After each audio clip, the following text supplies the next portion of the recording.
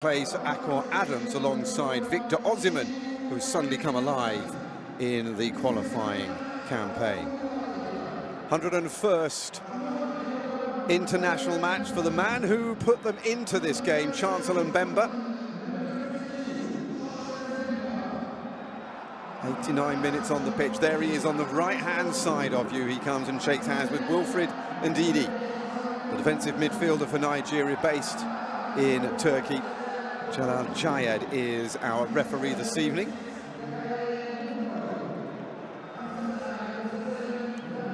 He was in charge of Nigeria's 2-0 win over Rwanda back in March. Mustafa Akhad and Zakaria Brinzi are two assistants he knows well. Lalu Baram from Algeria is our VAR, with Hatem Gira from Tunisia.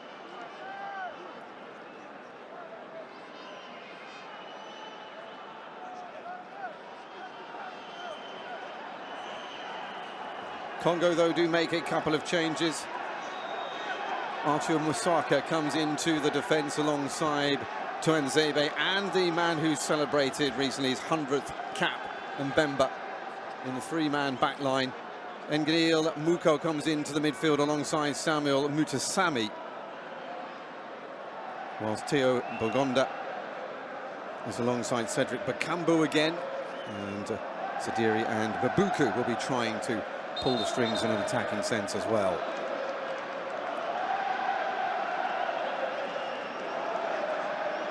Nigeria have scored 10 games in the last 3 matches, after 9 games scored in the first 8 of World Cup qualifying. Now they come up against one of the best sides defensively in the competition.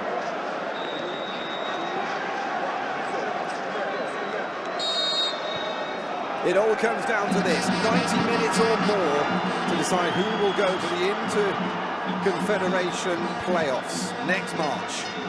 Nigeria or Democratic Republic of Congo. It is that clear after 260 matches in African qualifying.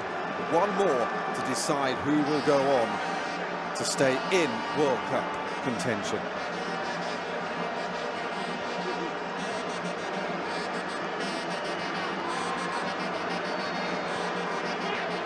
Well, both of these games in the semi-finals started off relatively cagily. No goals from either of them in the first half, as the tension and the nerves set in. It wasn't until the 78th minute of Nigeria's game that they finally breached the Gabonese defence. However, they didn't win it with that goal. Akor Adams with his second of the qualifying campaign. He found his goal cancelled out by Mario Lemina's deflected shot in the last minute of the 90. And it wasn't until Chidera Ejuke scored in the 97th minute, at 7 minutes into extra time, set up by Wilfred Ndidi, the captain, that Nigeria finally managed to assert themselves, following it up 5 minutes later with 2 goals from Victor Osimhen. And the encouraging thing as well for Eric Shell, who has transformed the fortunes of this Nigeria side. He's the first ever non-Nigerian African to coach Nigeria. Sebastien Desabre, a Frenchman in charge of Democratic Republic of Congo, has done a similar job for them.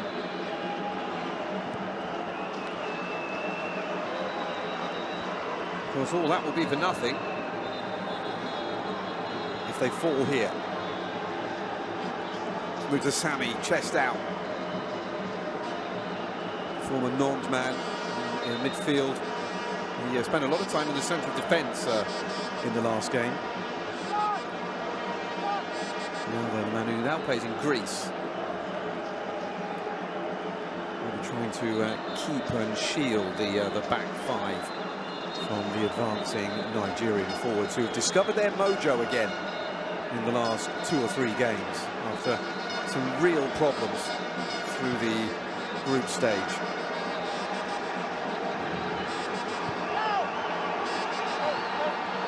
Zaidu, and the first shot goes in! Deflected! 78 minutes they had to wait in the semi-final. Barely 3 minutes in the final itself.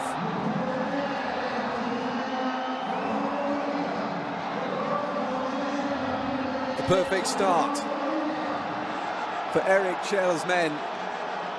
And Frank Onyeka, who came in for Akel Adams, who scored the goal, the opener in the last game, comes in and scores the opener here. Not dealt with in the middle. And you can see there, I think it's Axel Tuanzebe who is unfortunately sticks his leg out and takes it past the goalkeeper.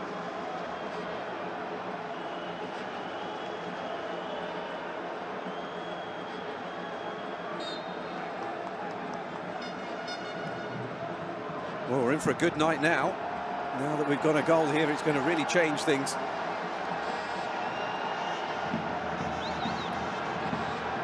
Congolese trying to come forward immediately.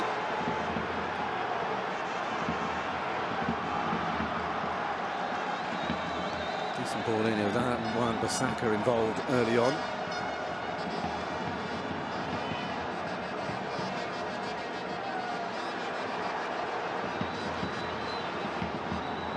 With the ball in. Here's Wan-Bissaka again. Had a really good game, did the West Ham United man in the semi-final on his right-hand side of defence. Spent an awful lot of time driving forward. That's Elia Meshak. One of the changes in the side today. He wasn't in the matchday squad for the semi-final. Come in for Joris Kiyembe.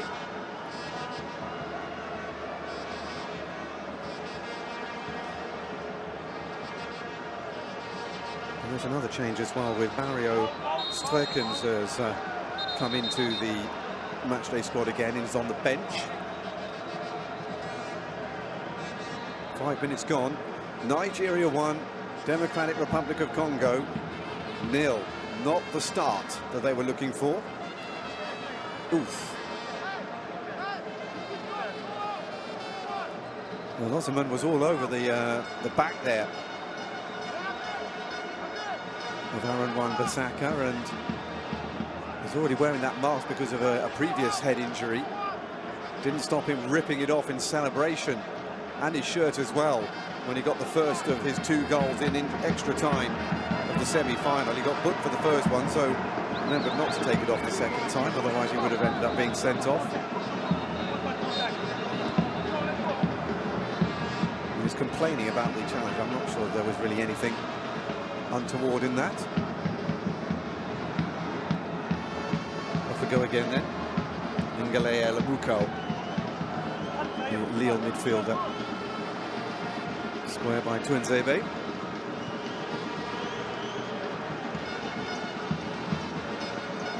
Throw in then to the team in blue.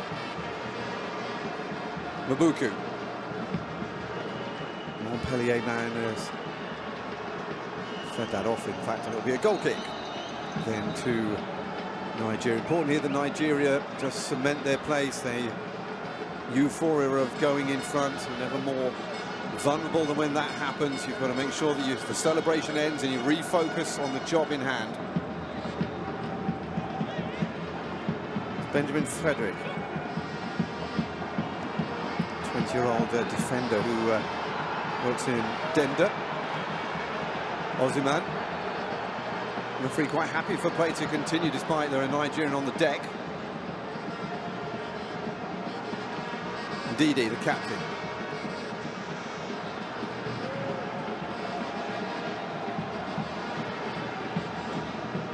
Challenged by Arthur Masaka, one of the changes in the Democratic Republic of Congo side, a man who plays for Sunderland, who are doing so well in the Premier League at the moment. Masaka on as a substitute in the last game. Centre-back joining Tuanzebe and Mbemba for this game. Bakambu, under a few chances in the semi-final. Zaidu, another chance again, or it's a real shank from outside the area. The shot comes in from the captain, Wilfred Ndidi. Yet to score himself in this qualifying campaign, although he has set up a goal. Of course, his job is as a defensive midfielder rather than a creative one.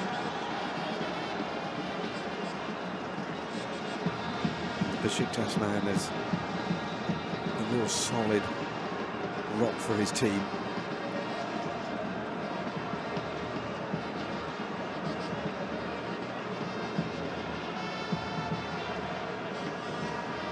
Forward there by Meshak.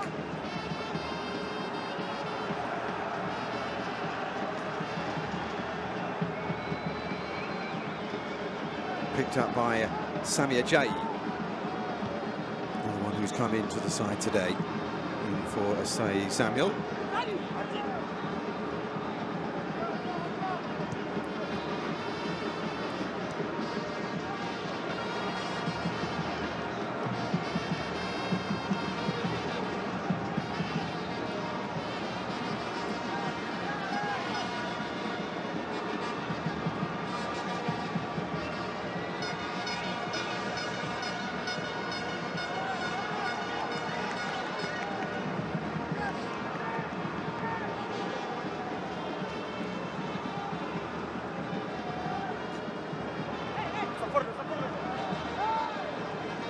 Saka trying to make his way down that right-hand side, but being well marked out of it. Square by Ndidi. It's not the best ball, and Chile will have to go back and start again. Well, the opener against Gabon was a real gift. A poor pass across the penalty area. It was pounced upon by Akor Adams.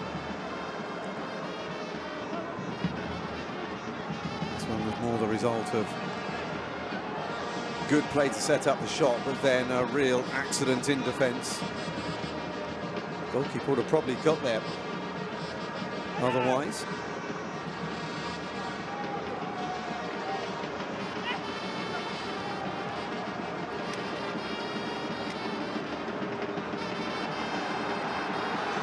Finally, here comes Democratic Republic of Congo. Elia Mashak has been corralled in the corner, but he's going to get the decision.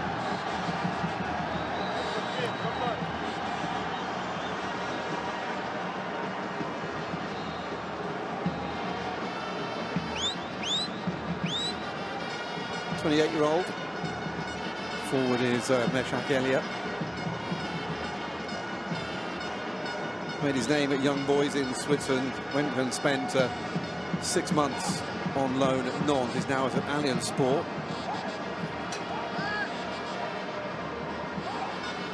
They made the move in the summer on a permanent basis. Corner kick to Democratic Republic of Congo. The keeper has rather spooned that away, and he's lucky that that wasn't put away.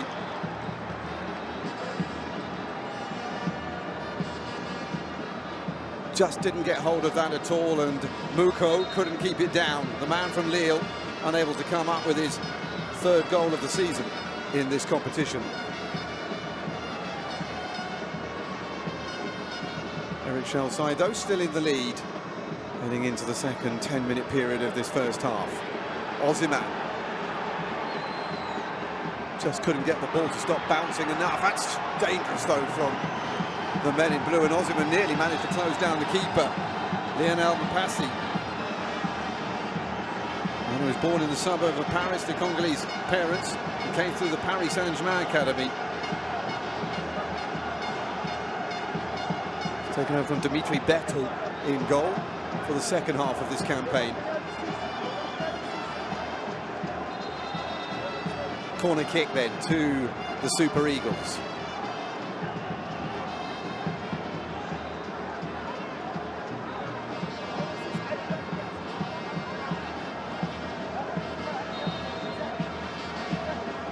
Nigeria looking for a second goal to make it a cushion. Slightly overhit corner though. And that will drift all the way behind for a a goal kick.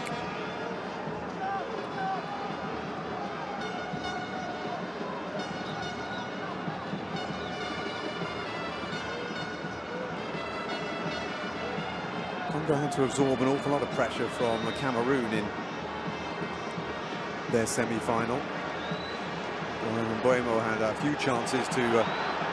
It's a good ball forward. However, it is intercepted well by Calvin Bassey. Fulham teammate of Alex Iwobi in England, who's also in the side today for Nigeria.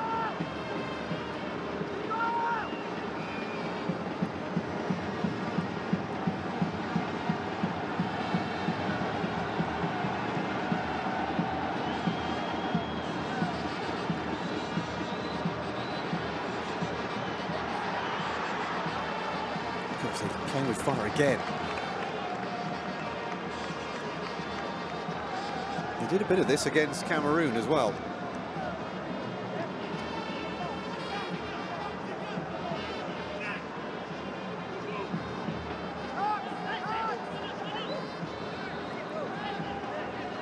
Zaidu then ready for the throw-in.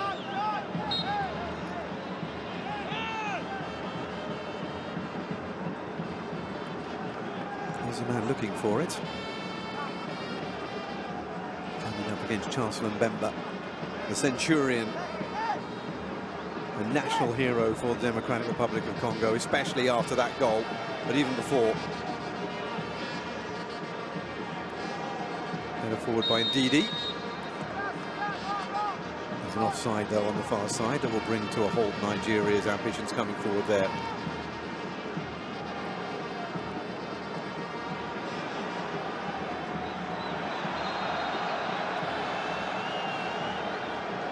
Down goes Nathaniel Mbuku from the challenge by Benjamin Frederick. Just putting his shoulder on the Montpellier left winger and bringing him down. 15 minutes gone, Nigeria 1, Democratic Republic of Congo 0. Nigeria with half a foot into the Interconfederation playoffs. And as they found out against Gabon, a 1-0 lead doesn't count for much.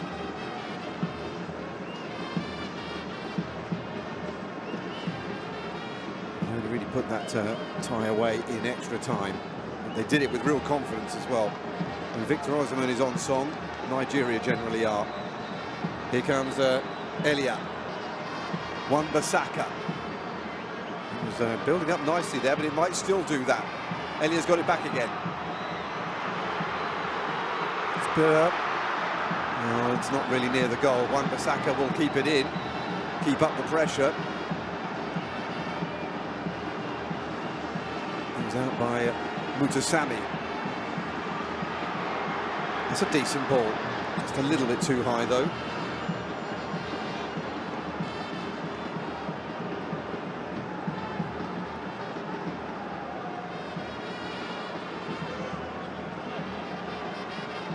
Top of Osimhen's head, and it'll be picked up by Tuanzebe.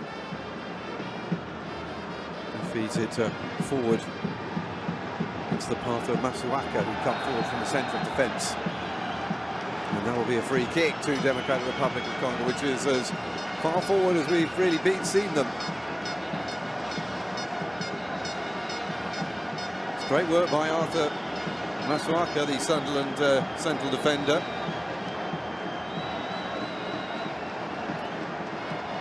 Down by Benjamin Frederick. The Belgian plays central defender for Nigeria, and now there's a job on here for Stanley Wambali.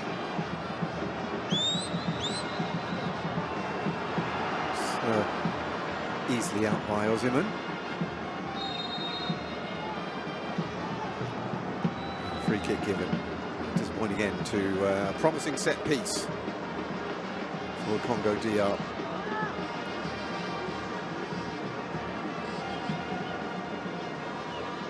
So Tuanzebe there racing back. He's 28 years old. This is still only his 6th appearance though for his country. And he was based at Burnley in England. Coming up against a few Premier League rivals on the international level, including Iwobi and Yeka. And of course, Bassi at the back. Even Chukwueze, the third Fulham player in the starting 11 tonight for the Super Eagles.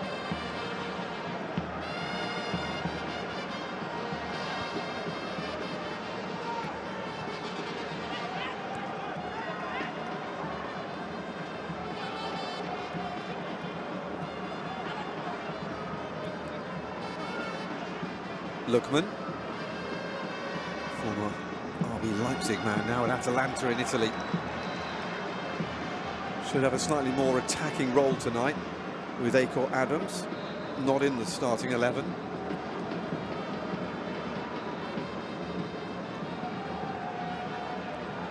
They're working well here, Nigeria. The passing is smooth and they're putting things together nicely. You can see they're a confident side now.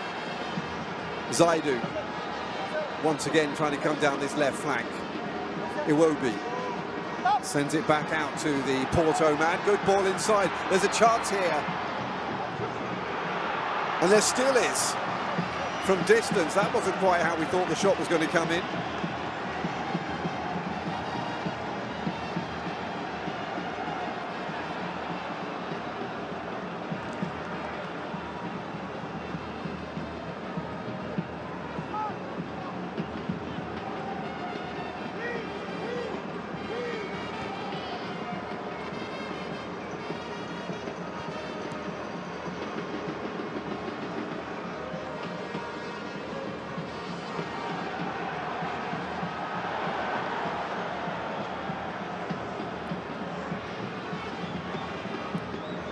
Coming up to 20 minutes then, Nigeria getting just the start they wanted. Took them 78 minutes against Gabon, it's taken them 3 minutes here against the Democratic Republic of Congo. They lead 1-0. But it's the men in blue who are on the attack at the moment. The Leopards tried to pounce, but at the moment their claws have been unsharpened by the Super Eagles. Now then, can they come here with Elia? Elia trying to find a good ball in. There was a promising position in the middle by Nathaniel Mbuku, but unfortunately for him, the wide back couldn't find him. He wants a corner, which he is going to get.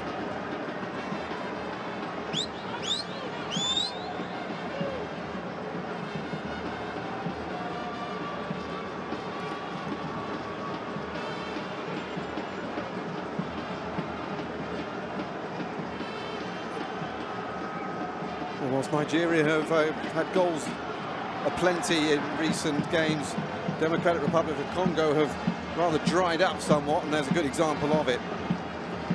Poor ball in. And for Masuaka, the centre-back, in charge of the set piece, but it didn't work out at all. Far too close to the goalkeeper, and a comfortable catch for Stanley Wembali.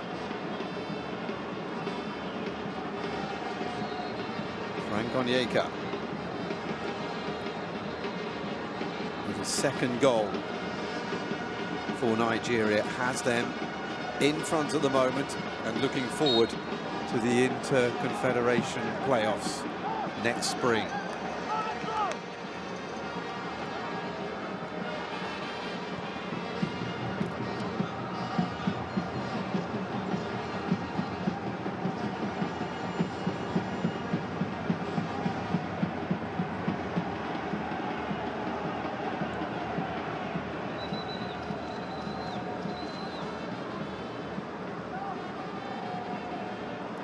Backwards from Samuel Muzasami. The Republic of Congo just need to keep their head down here. Keep coming, it's only 1-0. They're persisting trying to get down that left-hand side, but they haven't had an awful lot of joy so far in this first half. And Artu Masuaka is the latest to try it and get stuck. He's comfortable on the left-hand side. He can just as easily play at left midfield as he can at centre-back. The 32-year-old English-based player. He's yet to be involved in a goal, though, in this World Cup qualifying campaign.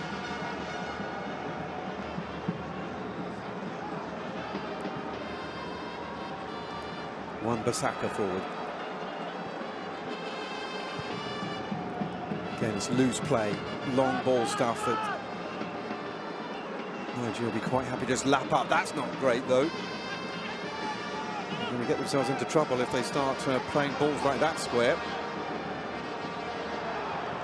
Muko came on and made a difference off the bench against Cameroon.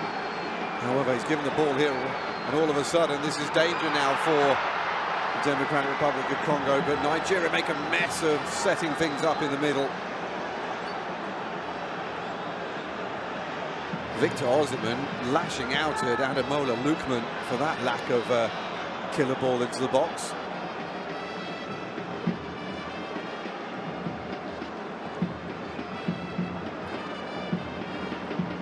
Iwobi.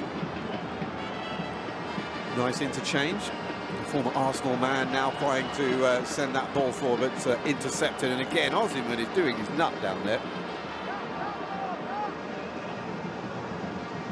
Well, he such a barren run. And all of a sudden, he seems to have rediscovered his form. A hat-trick against Benin in the final group game. And then 2 more goals in extra time of the semi-final against Gabon, and everything seemed to be going well. Let's not forget, though, that he might not have needed to have scored those goals in extra time had he taken that chance that came right at the end of the 90 minutes that he somehow managed to spoon wide. Nobody was more relieved than him when Nigeria came through and won in the extra half an hour.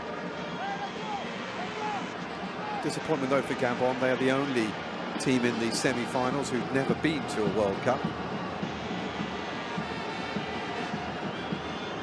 Nigeria have a proud history in the competition. And now it's Eric Schell's job to try and put them back up there. They had 3 coaches through 2024. Likes of Jose Peseiro and Finidi George, Augustine Eguven, before Eric Schell finally took over. Even Jose Peseiro came back and was there for the Africa Cup of Nations.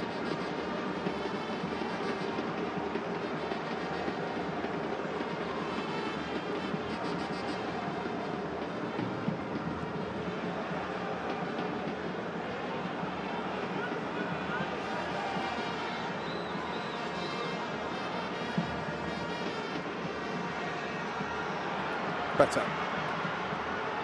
Good defending though. A couple of men in the middle, but there's too many defenders really, and I'll take the corner because that was really all that was going for them.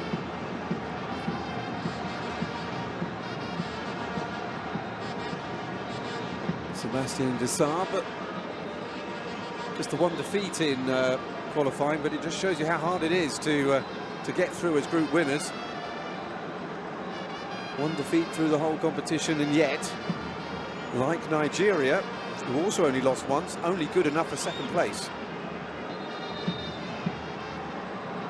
Well, for Nigeria's case, the draws got in the way as well. Only the 1 draw for the Democratic Republic of Congo. Congo DR then have a corner kick, which is taking a while to be taken because the referee's having a word with Mbemba and Onyeka. In comes the corner now. It's a great ball. Well defended. Tuanzebe went up there for the header.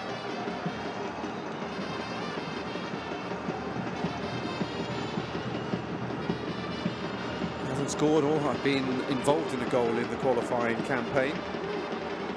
The Burnley man. You wouldn't think his team were 1-0 up, would you? Look of thunder from Mr. Schell.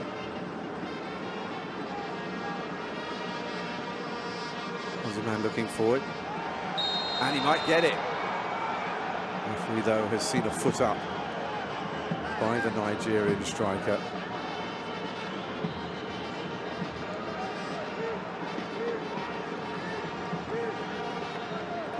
Saka, the man who stuck his head in. Let's see how... Oh, yes. Can't really justify that. I think Victor Osimhen, who made his name with Lille, scoring a hatful of goals in Ligue 1. A series of centre-forwards were brought up by Losk over the period, and all of them scored goals in the north of France. Jonathan David coming in after him, the Canadian. Of course, we'll see him at the World Cup if he's fit, because Canada, one of the hosts. First time the World Cup will have been hosted in 3 different countries. United States of America and Mexico, the others.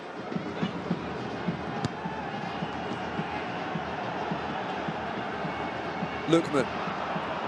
Again, he can't get the ball in. And again, the shoulders drop of Osimhen in the middle.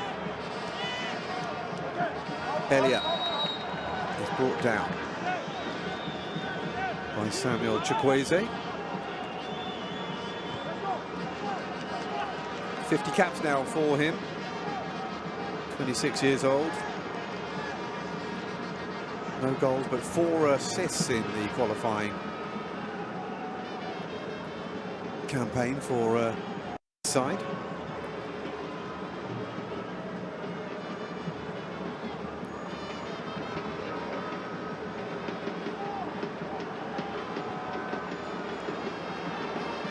Again, they look long.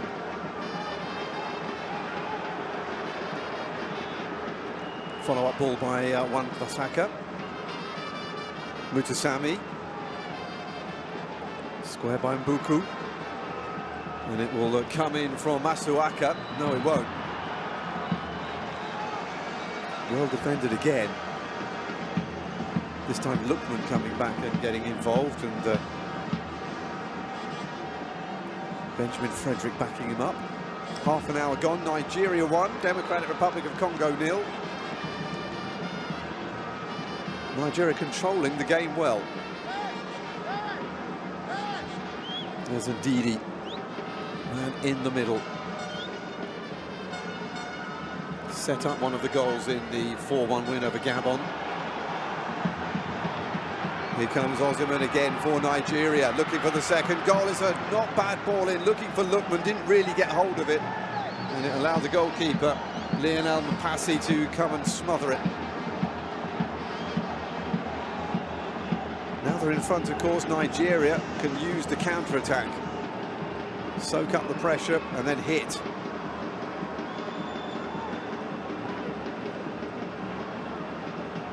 Tactic that will probably become more and more prevalent the further into the game we go, if it stays the same scoreline. As the Democratic Republic of Congo are forced to get more ambitious. Didi.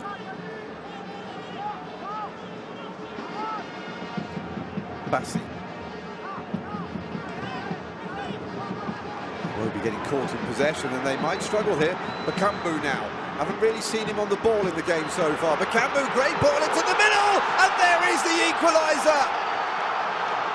Right on cue. Meshak Elia.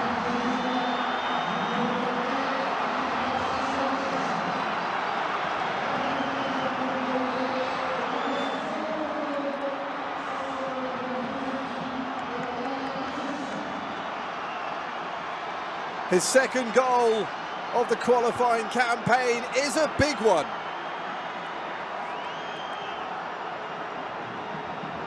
Well, Iwobi got caught in possession, and that sprang the counter.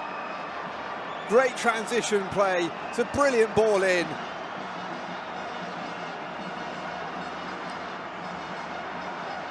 And Didi couldn't control it and just put it on a plate.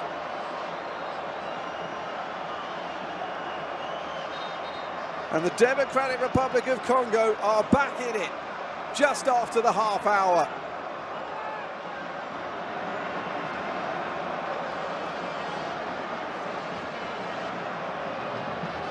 They're a team who have usually gone in front in the campaign, but they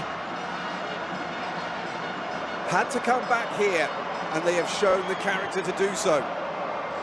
Nigeria 1, Democratic Republic of Congo 2, or 1 as well.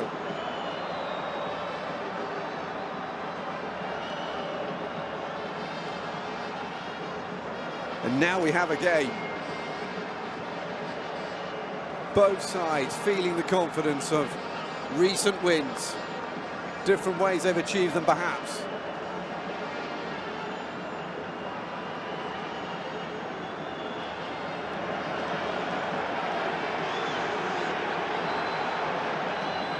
Bakambu again.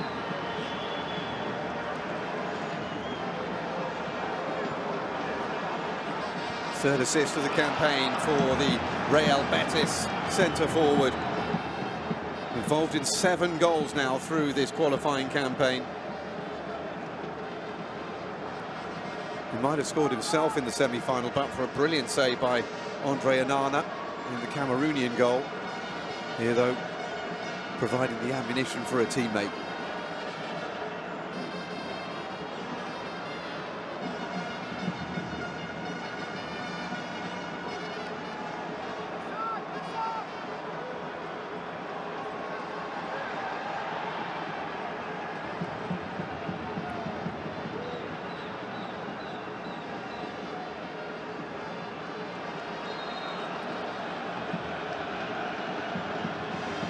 There's a great atmosphere around the stadium. There's a buzz. The World Cup feels real now. We are at the sharp end of many of the qualifying campaigns around the world. This is the 261st game of African qualifying. A playoff to play on, and that will be a goal kick, much to the disappointment of Ademola Lookman. He's only been involved in 1 goal in the qualifying campaign. Really good defending by Tuanzebe. Just refused to sell himself there and just stayed upright. Lookman made the decision. And it was Lookman who buckled.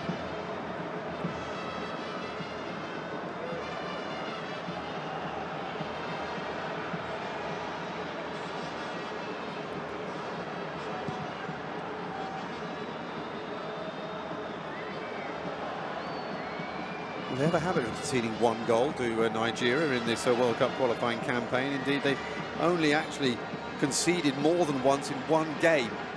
That was against Benin, the only game they lost. It was in June last year. And Nigeria getting themselves into a spot of bother.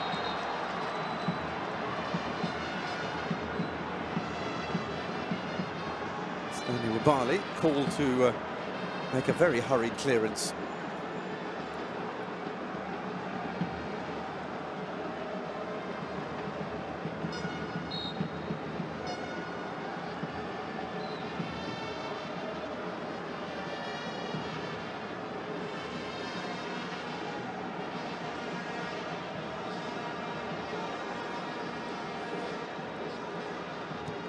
Goes Osimhen.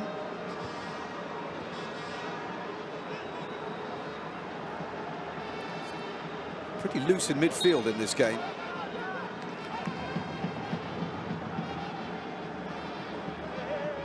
Another time, Democratic Republic of Congo been going over the top of midfield, missing it completely.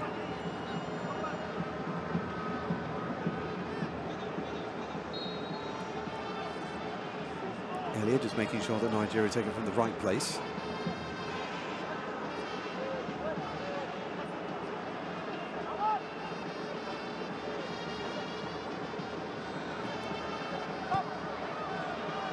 In comes the free kick. Too many blue shirts there. However, Osimhen can get something on it, and they'll get a corner from it.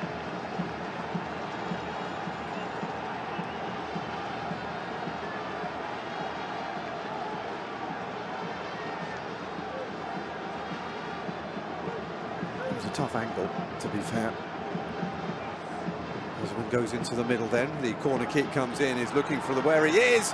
Oh, it was Lookman who managed to get something on it. Kelvin Bassey was also milling around, and now all of a sudden it's Democratic Republic of Congo looking for the break out of defence.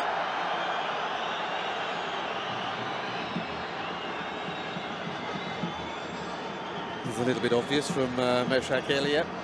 Went down rather easily in that battle with Benjamin Frederick.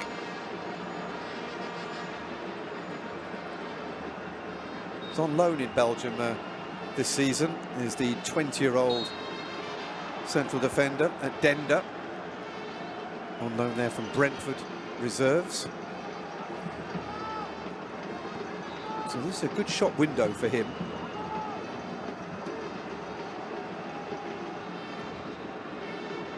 Also potential to get himself into a World Cup squad as well.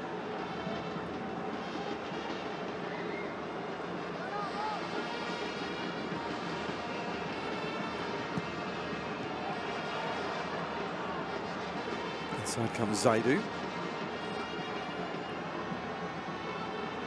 Didi.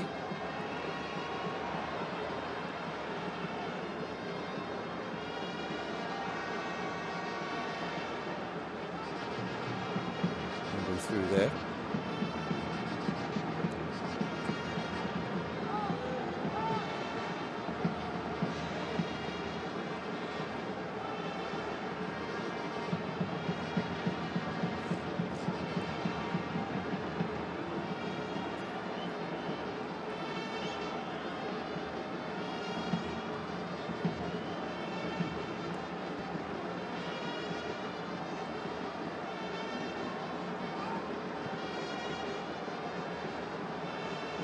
Well, for all those draws at the beginning of the campaign, a few wins now coming through. Unbeaten now in 7. They've won 5 of those 7 as well since they lost against Benin. Ndidi. Chukwueze. When you're unable to craft a way through.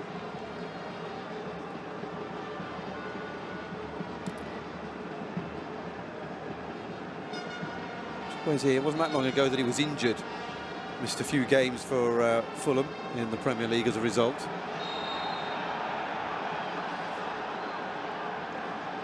Nigeria think that should be theirs. The assistant did not agree with him.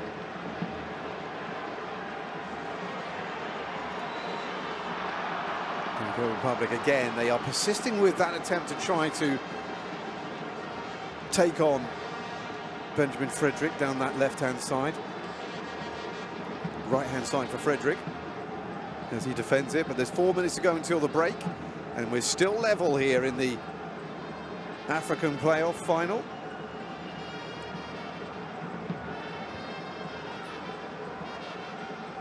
It's been a half that started off slowly but has been gaining in momentum the more it's gone on. Back by Mutasami. Good work though by Zaidu. And he's got the free kick as well for the foul by Nathaniel Buku. Excuse me, it's Benjamin Frederick.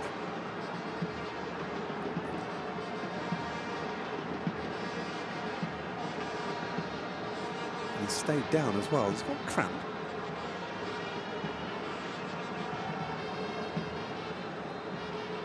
It's a bit early to have cramp.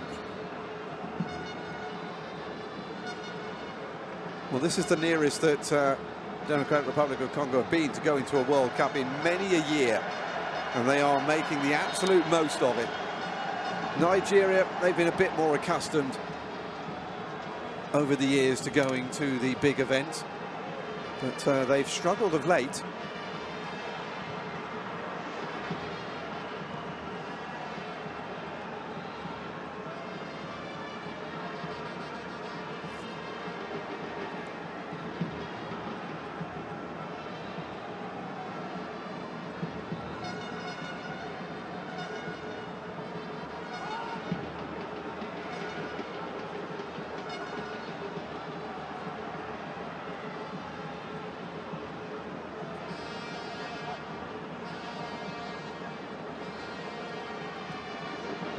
minutes to make the difference now.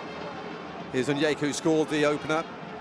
Spreads it out wide into the path of Zaidu. He's been busy in attack and defence. Nice little move by Lukman. Comes back Zaidu. Wobi with the shot is charged down immediately. And down goes Calvin Bassey, the centre-back, trying to weave his way through the defence and sets up a pretty dangerous free kick as we approach the break.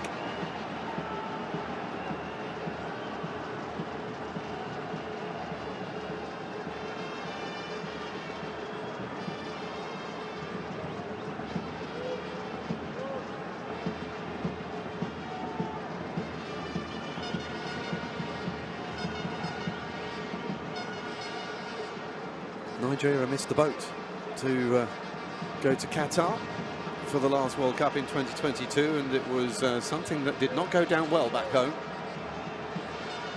Last time they didn't qualify for a World Cup was Germany back in 2006. Other than that, they had been to 6 out of the 7 before they didn't make it in 2022.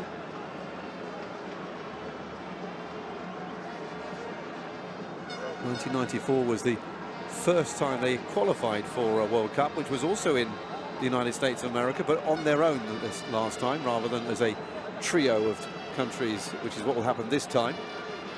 There were fewer countries in the World Cup back then. Taken quickly, Lukman looking for Osimhen, didn't get it high enough, and it's cut out by a Congolese head. Last 15 seconds of the first half.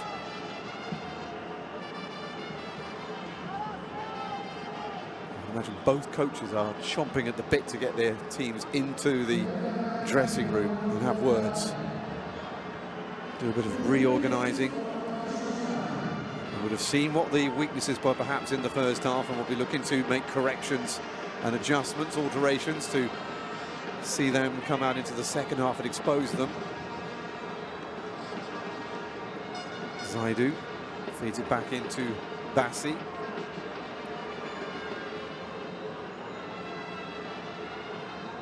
Chukwueze.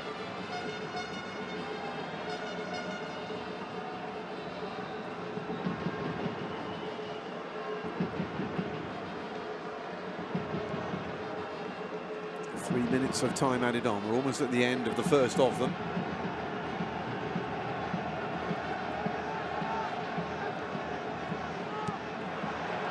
Oh, they've done it again. That's where they lost the ball that led to the goal, and it's the same man, Bakambu, who has it. This time they make the challenge. Down the line it comes, though, from Muko. Bakambu, well, it was a dramatic dive to the floor, but the assistant was convinced that it was a foul. Calvin Bassey isn't. He was the man who was adjudged to have been the protagonist.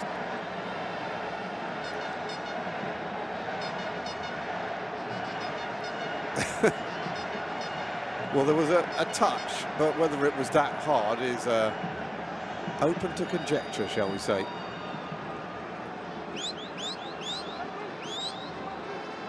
And a late chance here for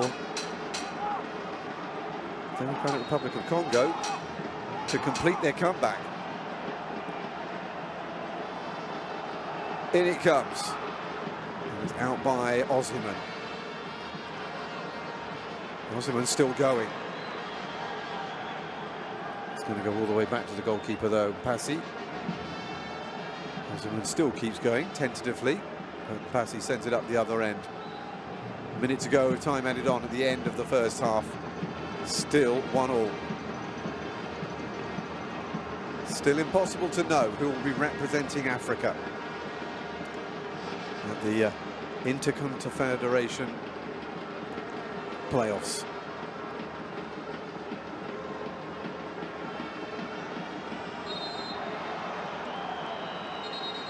It's fortunate for Ngalael Muko. He was going to lose possession anyway. It's Ndidi allowed to play, getting special dispensation despite the fact that he picked up a second yellow card in the last game. Cleared by CAF to play for the Super Eagles. Justification was that the yellow cards picked up during the group stage didn't carry on into the playoffs. Elia trying to get in there again. Oh, and he might get it back. Elia, nice feet. Mbuku, and coming to collect was Stanley Mbali. And the referee has seen enough excitement for one half. And a terrific half it was here in the African playoff final. A third-minute goal coming from Frank Onyeka put the Super Eagles in front. But back came Democratic Republic of Congo. Meshak Elia with the goal on 32 minutes, and so at half-time here it's Nigeria 1, Democratic Republic of Congo 1.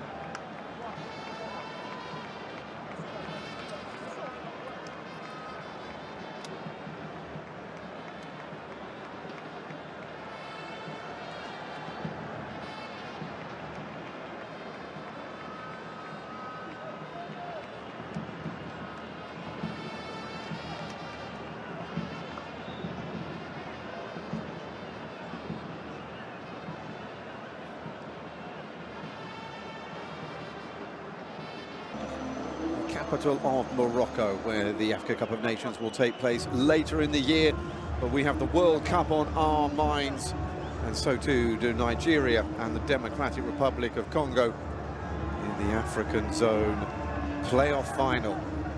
Even at the break, Nigeria taking the lead early on, Democratic Republic of Congo equalising around about the half hour. Different type of qualifying campaign this time around for 2022 FIFA World Cup qualification process. They went through a group stage and then into home and away playoffs. Nigeria and Democratic Republic of Congo both made it through as part of the 10 group winners. Both then lost in that third round. Nigeria on the way goals to Ghana. Democratic Republic of Congo well beaten by Morocco, who of course went on to become the first African side to reach the semi-finals of a World Cup. Off we go then. Which will it be this time around? Even here, there is no ticket to the World Cup at the end of this game. This time, the Inter-Confederation playoffs await the winner. But as we go into the second half, it's Nigeria 1, Congo DR 1. Doesn't look like there are any substitutions at half-time, so it's as we were at the beginning.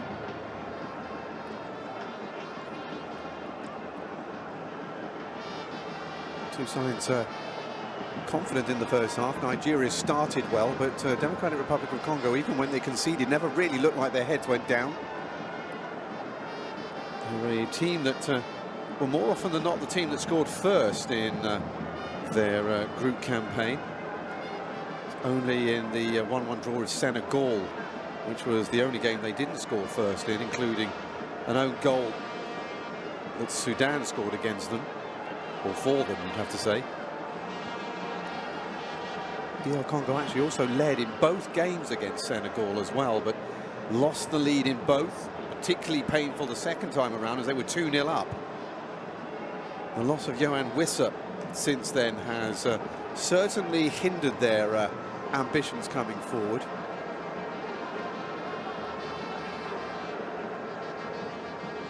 But they've still managed to make it into these playoffs. Ironically, had there been 48 teams at the last World Cup, as a group winner they would have qualified. And of course, it's only this time around that it's been doubled. 9 groups though rather than 10, with this competition sorted out to find the 10th qualifier. But it's by no means certain, even if they make it through to the Inter-Confederation playoffs, that they will be able to do something there.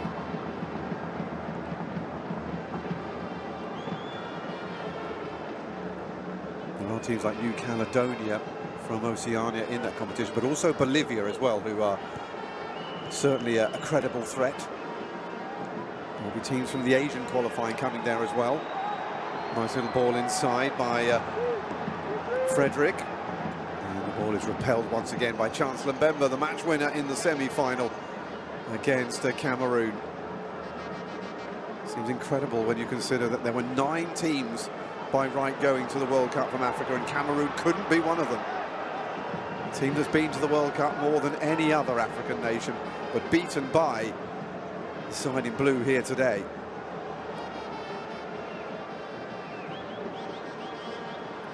Cameroon certainly had their chances as well, spurning an awful lot of them. The Democratic Republic of Congo didn't actually set up that many chances, but they were much more clinical. And it was a beautiful corner that was sent in by Brian Sepenga. All the way across goal, and arriving at the back post was Chancellor Mbemba to guide it in. Not with his head. You would have expected him to have scored with a header, but it wasn't with that at all. It was a lovely sort of half volley in the end, beautifully stroked home. Great way to celebrate 100 appearances for your country. Good tackle. Lovely play there from Wan-Bissaka. Away though. Nigeria pressing. Kweze upended, and free kick will be given against Mutasami.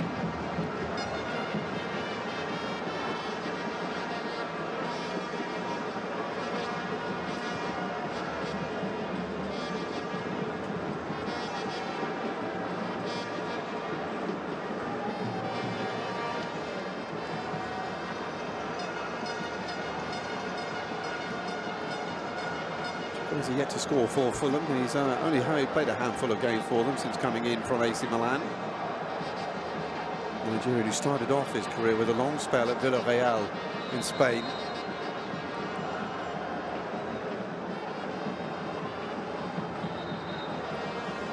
Bakambu. Whose cross set up the equaliser for Sebastian Desaab's men. Calm figure. Is Desaab. He was very, very zen-like all the way through the game against Cameroon, and they must have a steadying influence on his team. Studied look of Eric Schell with his assistants. Had the ascendancy for half an hour or so. Now they've had to start again. They've been used to a teams coming back against them, so shouldn't really dissuade them too much. Democratic Republic of Congo on the attack, too high for Bakambu, all the way through, and it'll be a goal kick to Nigeria from the ball in from that flank by Noah Siddiqui. 5 minutes into the second half, and no change in the scoreline.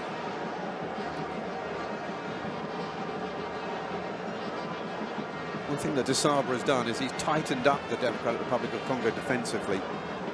It's become fairly hard to break down. Like I say, the 2 goals that they conceded against Senegal were the only times that they actually conceded more than once in the whole campaign. Mind you, the same can be said for the defeat, the only away defeat for Nigeria. Both teams lost away. Only Democratic Republic of Congo lost at home. It was that home win that destroyed their chances of winning the group. They were top of the group until that defeat. Senegal then went top of the group then. The first time they'd actually been at the top since the opening day. But they stayed there for the rest of the time until the end. Cedric Bakambu had given the Congolese the lead that day. Yohan Wissa made it 2-0, but then back came Senegal with goals from Pat Gay, Nicholas Jacksorf and Pat Matassar in the 87th minute.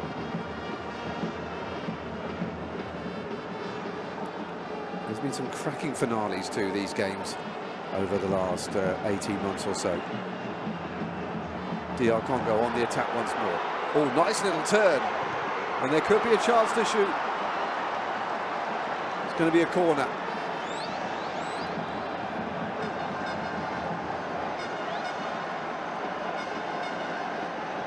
A warning shot across the bows there for Nigeria.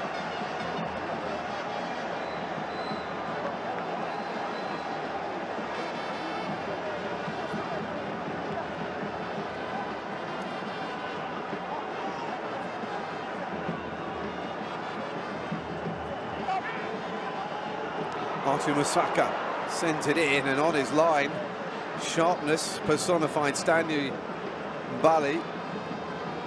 He had to be as well. That was tricky.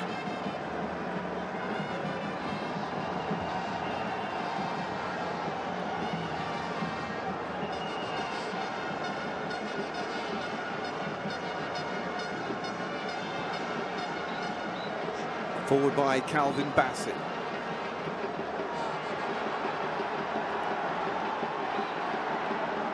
Dealt with well though, Lookman being run off the ball.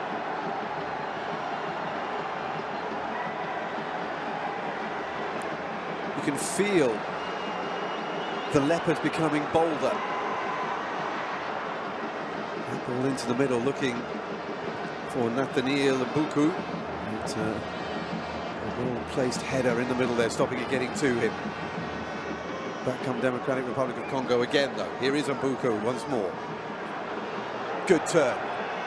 Nicely done. Good ball in by Muko, and it's claimed by Wabali.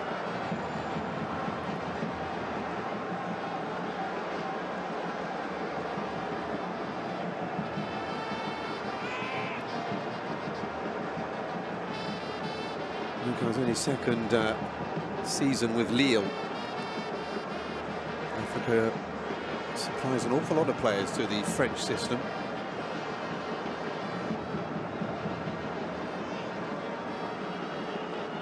Muko is yet to score. He's only in his fourth game for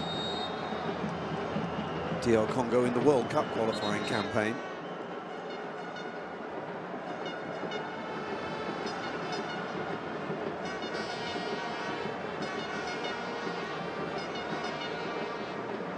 Came in for the game against Togo, which they won, played half an hour or so there. Then had an assist against Sudan. It set up the winner mid-October. Putting Congo through to the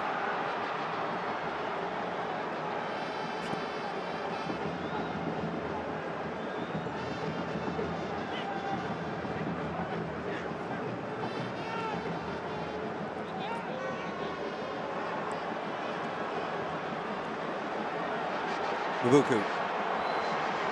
Once again, Muko building up nicely. There are plenty of blue shirts forward for this as well. One of them is Muko. Couldn't get it out from underneath his feet. They are starting to knock hard on the door now. Wan-Bissaka feeds it back to Nzebe. Bissaka's left that behind. Good defending by Frederick. However, an awful lot of time has passed now since Nigeria had so many real possession. Sadiki. Dangerous. Sadiki again. Oh, that's dangerous.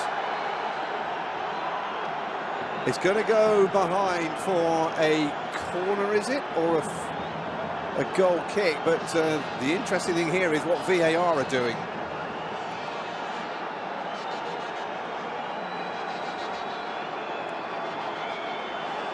Well, there was space aplenty in the middle, and that was a dangerous piece of defending by Ademola Lookman, coming through the back of Noah Sadiki.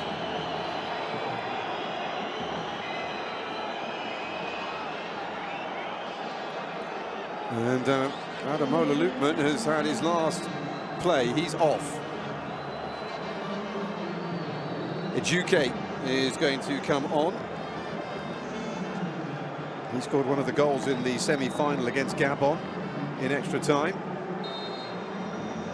And Moses Simon is also coming on as well, the former non-player.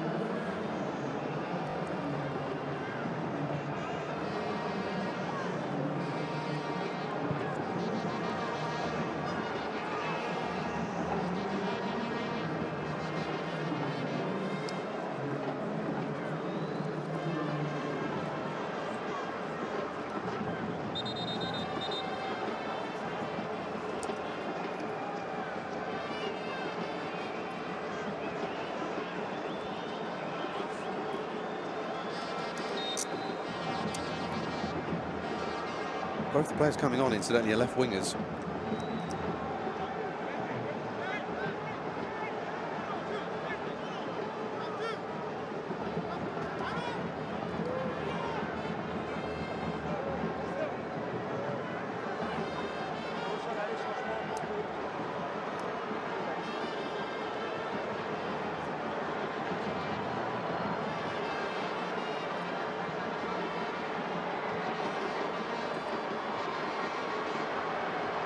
Who again overrunning them in midfield. Democratic Republic of Congo, Bakambu looking for the ball again. Bakambu attempts the header, he goes down again. The referee has given a handball against the Congolese attacker, who was looking for a penalty again.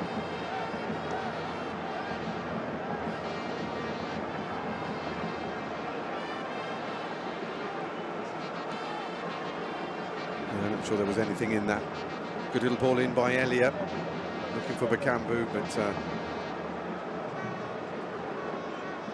he's had a decent game. Bakambu is also coming off.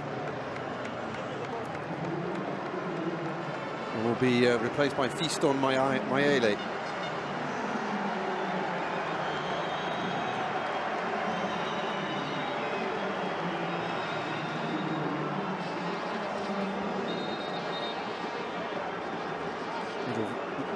Passing words of encouragement for his team before he comes off. Man who set up the equaliser.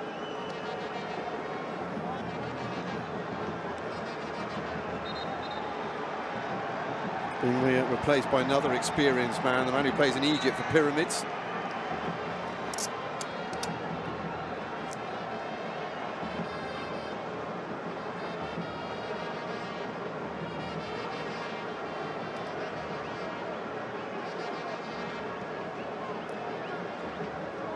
Adams, incidentally, has also come on, and Osimhen has come off. So there'll be no more additions to the goal streaks that he's been putting together in the last couple of games.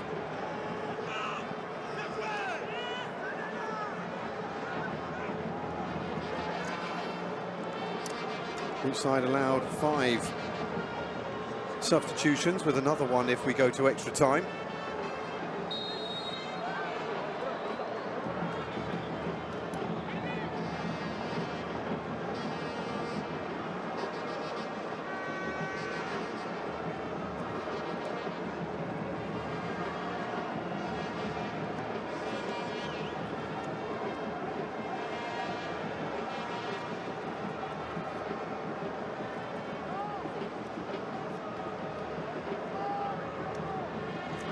Hour gone. Nigeria 1, Democratic Republic of Congo 1. And to be honest with you, in the second half, it's not looked like we're going to add to the scorelines. It's been a lot cagier than we saw in the first period.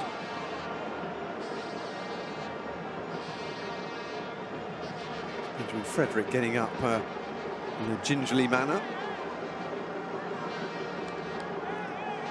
6th appearance in World Cup qualifying. Virtually all of his appearances for the Super Eagles have come in this qualifying period.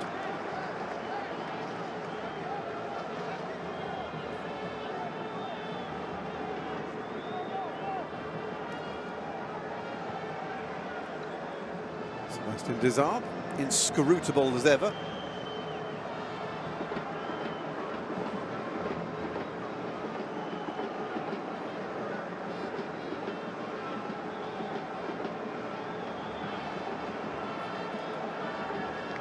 Took over the side back in 2023. 38 matches now. He's getting almost 2 points a game out of his game so far, which over nearly 40 matches is a pretty good average. Took over from when he was at Chamonix in the lower divisions in France, but was more known for the work he did as coach of Uganda before he went to Pyramids in Egypt, and Wydad Casablanca in Morocco. He's been around Africa quite a lot as well, being in places like Mimosas and Cotton Sport and Espérance. Even had a spell in Dubai, not so far away from Qatar. And of the United Arab Emirates.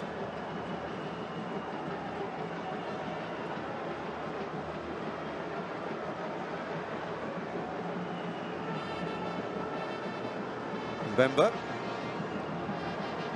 Well, like in the semi-final, Mbemba quietly confident at the back, didn't really notice very much. Scored a goal of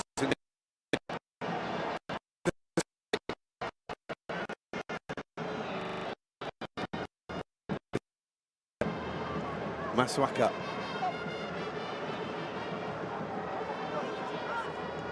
Tom Siddiqui, decent ball in from Ruko. And good defending, standing tall. Nigeria trying to exploit this.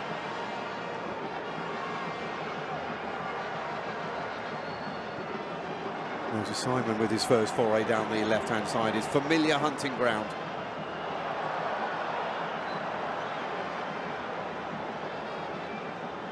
I thought Iwobi was going to be checked back there by the referee, but they've carried on.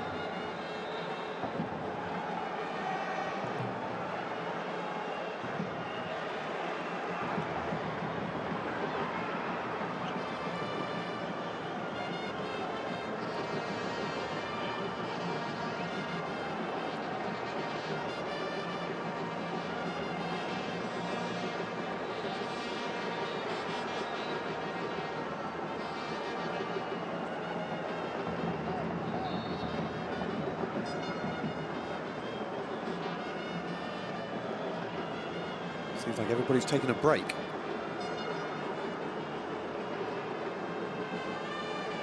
You can feel the tension beginning to descend like a cool mist in the autumn. The referee's going to give a free kick the other way. Nigeria was hoping that he would get it. Chancellor Mbemba, what's he done there? Akol Adams, the man who broke open the semi-final with his goal after 78 minutes, although it was handed to him on a plate by a really lapsed pass across the penalty area.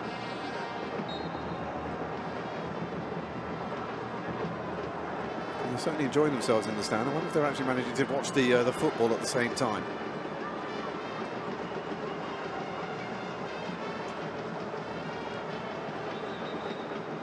Terrific atmosphere inside the ground. It's been a hive of activity ever since the first whistle. That's a little ball over the top and a chance maybe for Fiston Mayele to get in behind. Good defending to stay strong against him.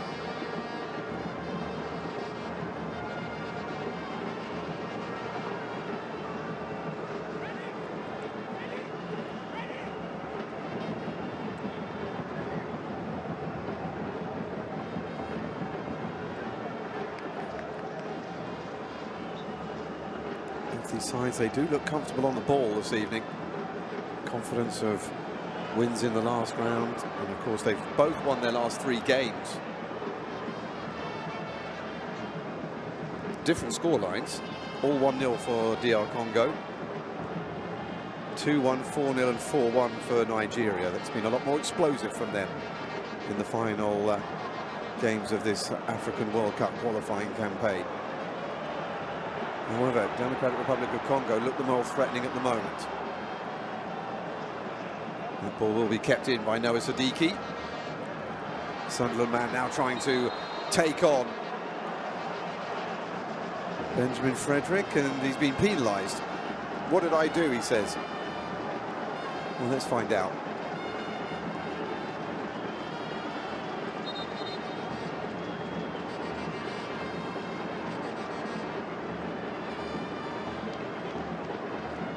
Well, he'll argue that that was shoulder to shoulder, but it might have been a little bit more a nudge into the back.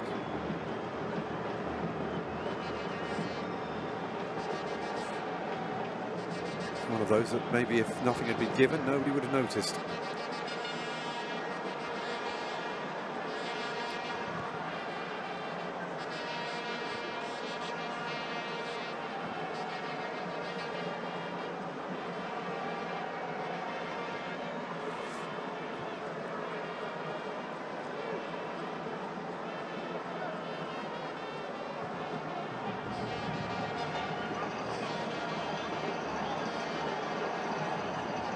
got the feeling of a 0-0 draw about it now. It's a game that could do with another goal to light the touch paper again.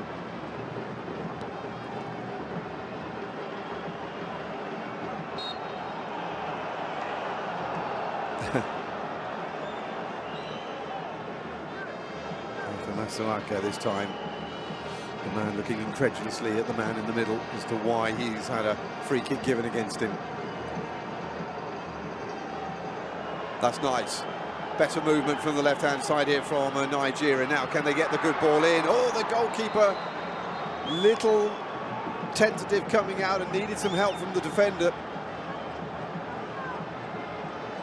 Didn't look like this was going to be that much trouble. Might have been offside in any case if the ball had hit the back of the net.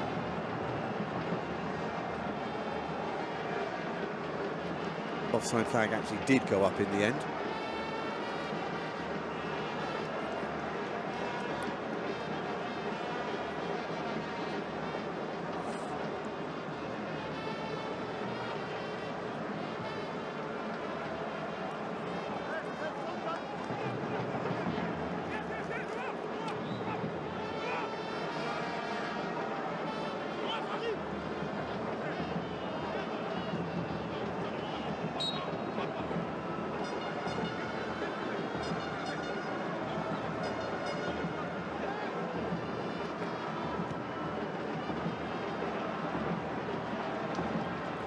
Recent games, Nigeria have had a propensity to concede or score late goals. And we're heading towards the last 20 minutes now. Democratic Republic of Congo equalising, still 1-1. No goals, not much in the way of goal-mouth action in the second half since that equaliser that went in the 32nd minute. And at 70 minutes, the scoreline is still Nigeria 1, Democratic Republic of Congo 1. In the African playoff final for the World Cup,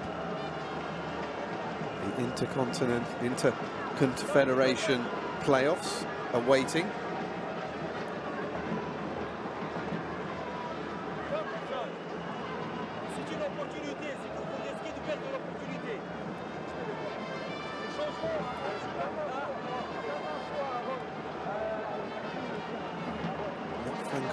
Who's on the deck, the goal scorer for Nigeria.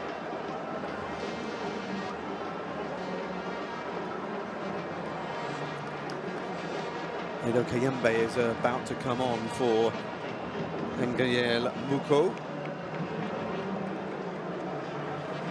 Elia is also coming off. The goal scorer for Democratic Republic of Congo as well.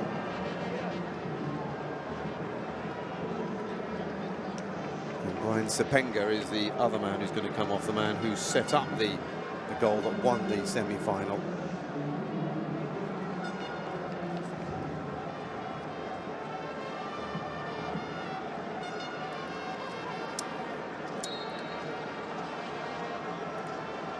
It's an attacking substitution here.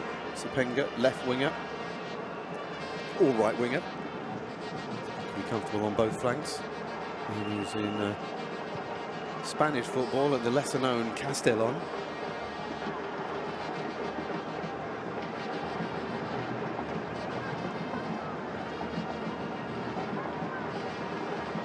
And Kayembe, much more experienced international, plays at Watford in England. Central midfielder, is comfortable in the defensive role or an attacking one.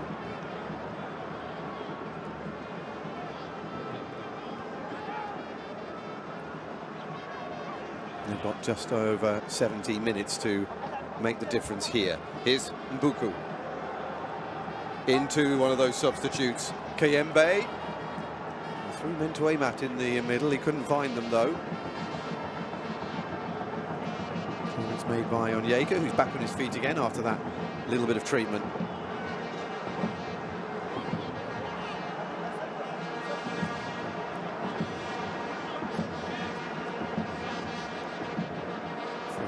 From Masuaka. Kayembe can't get a proper purchase on the header. Here's Kayembe again. He'll feed it back into Axel to Nzebe's path. all DR Congo at the moment. Nigeria don't seem to be able to get the ball very much. They spent an awful lot of time in the last 10 minutes just defending. And the Democratic Republic of Congo seems to be a growing force at the moment. The confidence beginning to seep through them, whereas Nigeria look a little more racked by nerves and a little bit more about the fear of losing. Corner kick. DR Congo, the Leopards on the hunt for an Interconfederation playoff place. In order to get it, they need another goal.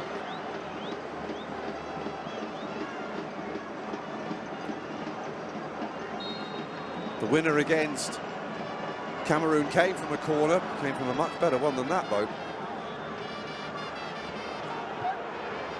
Ooh, from distance, shot there by Samuel Mutasami, who has not been involved in a goal despite playing in 10 of the 11 games that they played so far in this World Cup qualifying campaign.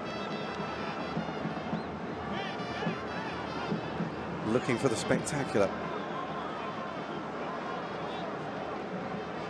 Thought we were going to get a much more adventurous second half than this, with the way that the first half picked up in pace. Hasn't quite worked out that way.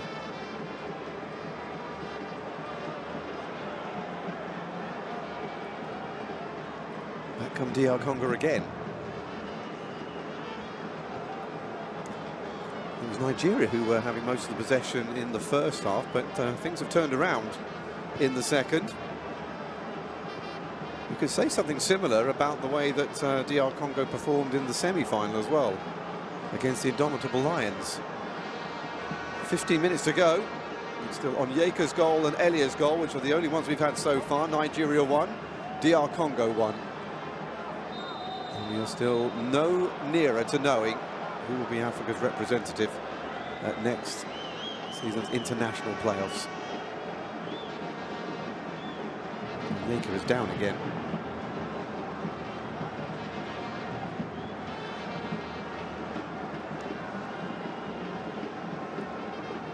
A drop ball.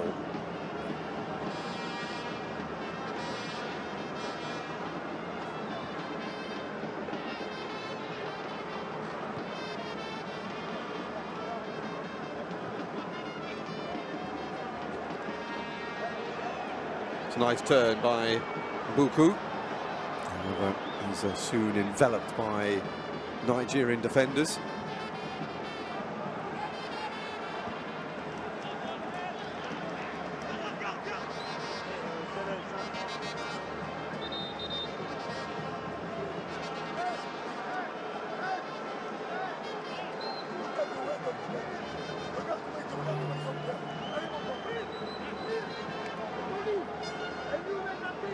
Nigeria have made 4 substitutions now, with Iwobi coming off.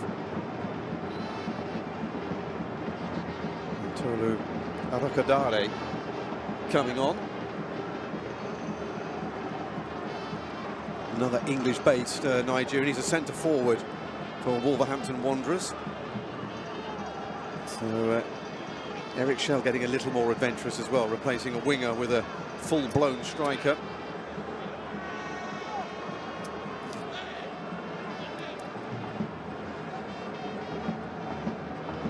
13 minutes to try and find a way through. The crowd have become a little subdued with the lack of really incisive play from either team. Siddiqui, who was given up the foul on Wilfred Ndidi.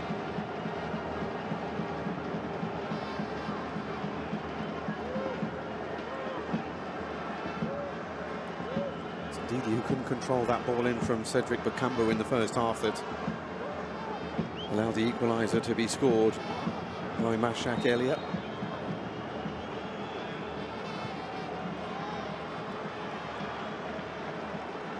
Another wasted set piece.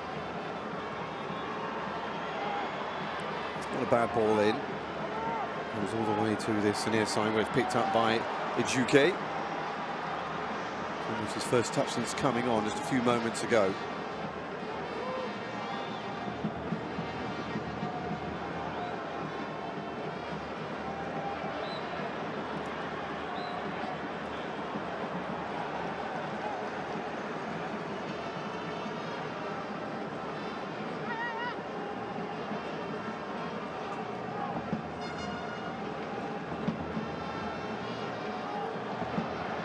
That's not come all the way through here.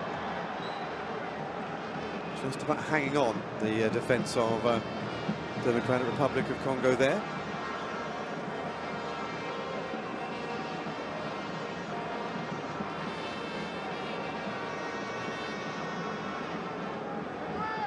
Tuanzebe feeds it into the path of Masuaka.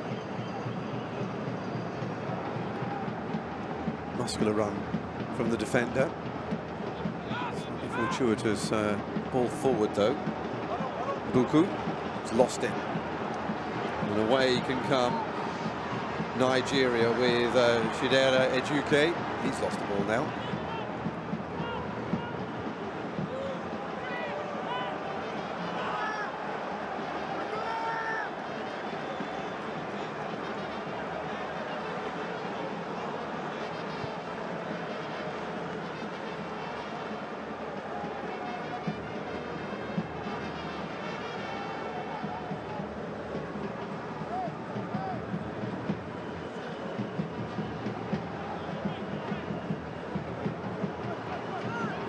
Through to the Interconfederation playoffs are Bolivia, New Caledonia, Jamaica, Panama. These two sides looking to join them. Mutasami, still the team in blue that look the more serious about this. Nigeria getting more and more defensive the more the game goes on.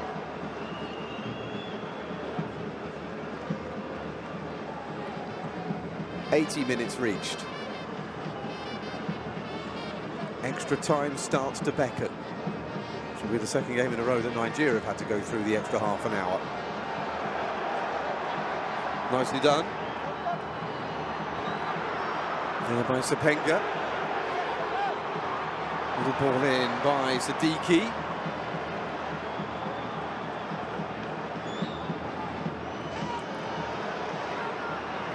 Nigeria, though, get away.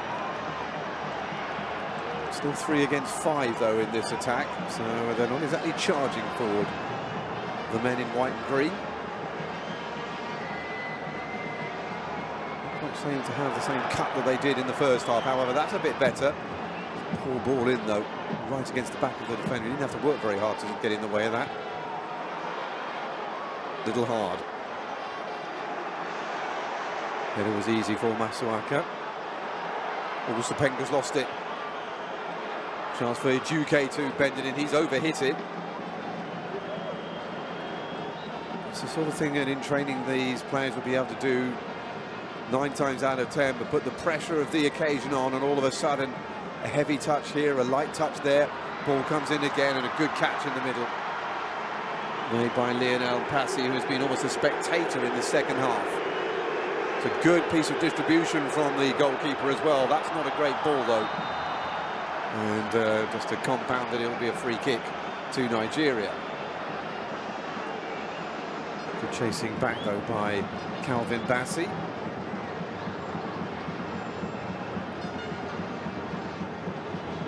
Still chasing hard though is Aaron Wan-Bissaka.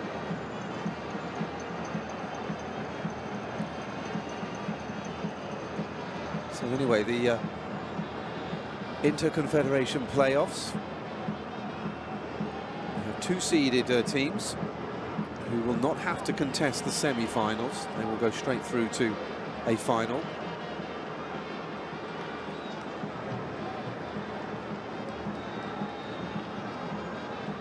And it's all based on FIFA rankings, which is why Nigeria would be quite well placed to get a bye through that first round. We don't know who's going to come, though, from the CONCACAF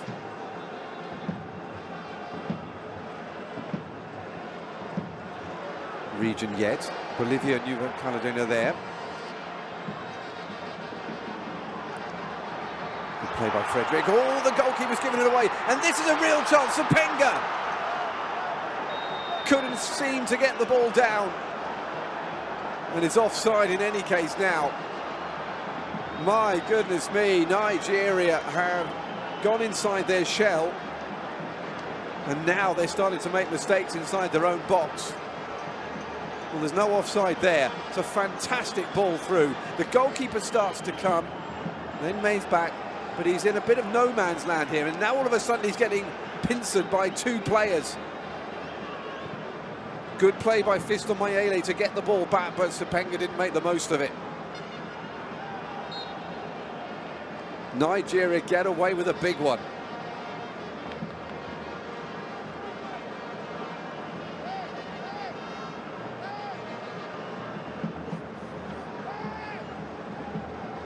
When you get the feeling that when these sorts of games get to these kinds of situations, it's all about concentration. Mental fatigue is kicking in, not just physical fatigue. And there, Nigerian defender and goalkeeper just got a little bit of a brain freeze. Another good ball forward. Well brought down as well, 3 against 3. That was a bit weak. Fiston Mayele going down very easily.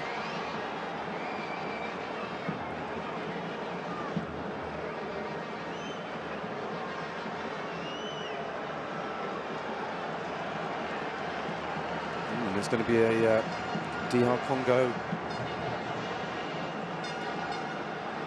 Well, to be fair, Calvin Bassey just stood his ground.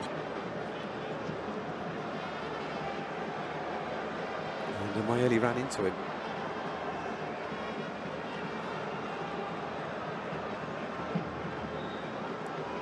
Five minutes away from extra time in the Africa playoff final between Nigeria and DR Congo. 1-1 at the moment. Both goals in the first half. It doesn't really look like having one in the second half yet, except for one moment when Nigeria nearly handed it to Democratic Republic of Congo in the same way that Gabon handed them the opener in the semi-final. Very similar. Muko. Too high. It's Mayele. It's done well. Into Masuaka.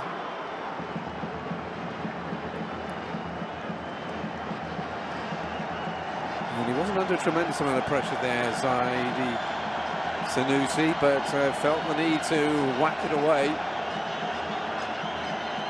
And the Congolese supporters start to rise here. They sense an opportunity.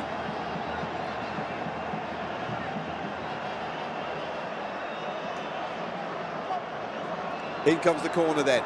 Last few minutes. And again, nothing comes of it. The set pieces have been really disappointing in this game. Let's not forget that's where the goal came from. And around about this time in the semi-final for DR Congo.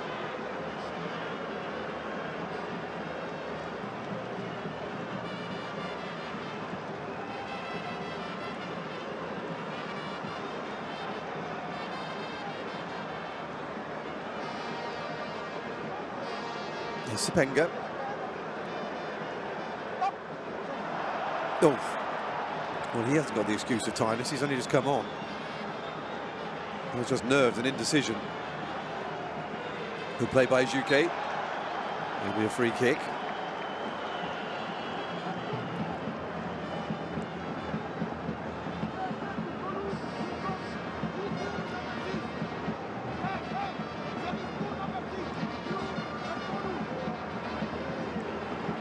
This is when it comes down to who wants it more. How desperate are you to go to a World Cup? What are you prepared to give?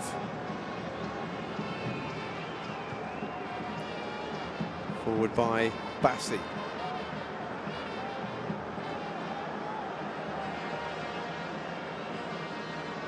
Tito Arakadare, who was trying to get on the end of that, but unsuccessfully.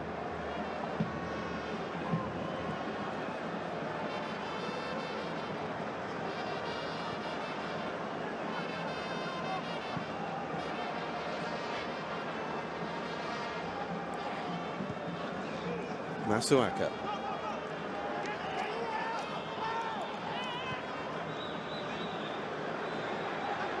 Siddiqui.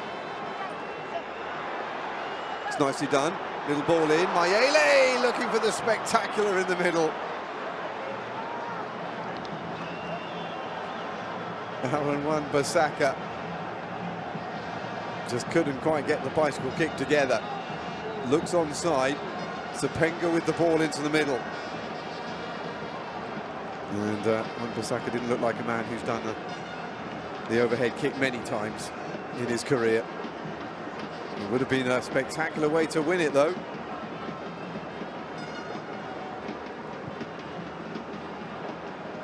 '89 minutes. This is when Democratic Republic of Congo scored the winner.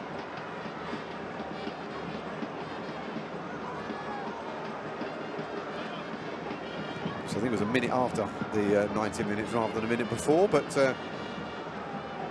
it's certainly when Gabon equalised, but we've already had the equaliser in this game.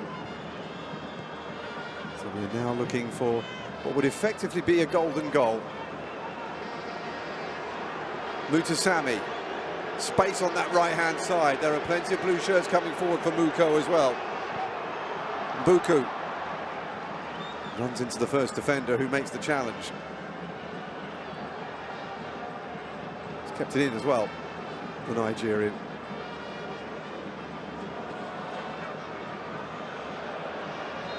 Olokadare fighting for the ball with Wan-Bissaka.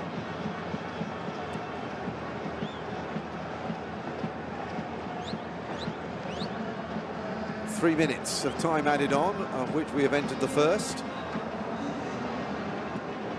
The odds-on result here looks like 1-1, an extra time coming. So we will have another half an hour of Nigeria and Democratic Republic of Congo trying to wear each other out until one of them comes through. Unless somebody can make themselves a hero in the 1.5 minutes that we have left.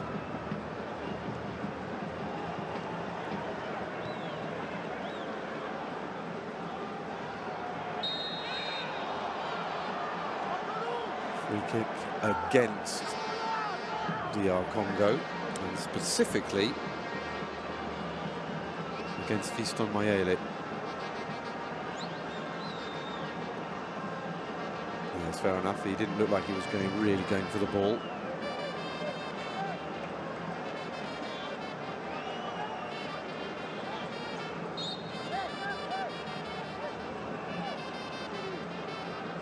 Fiston Mayele, one of the few players on the pitch that has spent his entire career in Africa. Young Africans first and then Pyramids.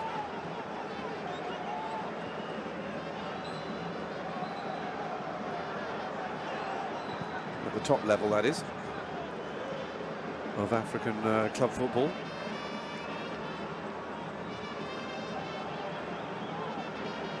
Halfway through the 3 minutes added on. Ball in by Zaidu. Another ball behind by Zaidu. And for the first time we hear a little bit of dissension from the crowd. That was a poor effort. It looked like a tired effort. He needs to gird his loins again because there's another half an hour coming where he's going to have to find a lot more energy.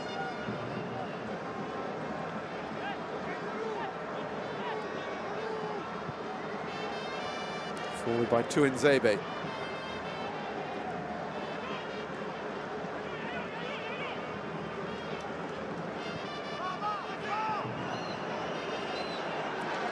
Sepenga. He looks though he's still full of energy, and so he should be, having just come on as a substitute. Oh, that's really good defending. Great play by Benjamin Frederick, who's been on for the full 90. And has still got a little sprint about him and physicality to get in front and deny the DR Congo substitute. Who has, though, I think, managed to get himself a corner.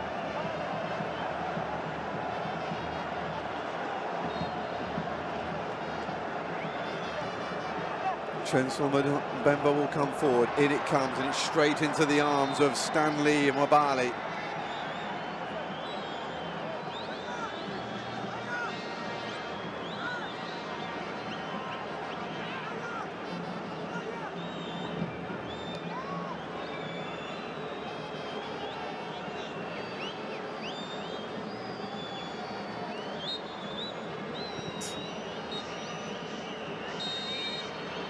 Full time in Rabat. It's been a hard-fought second half after a first half that looked as though it was going to be a crusade all the way through to the final whistle.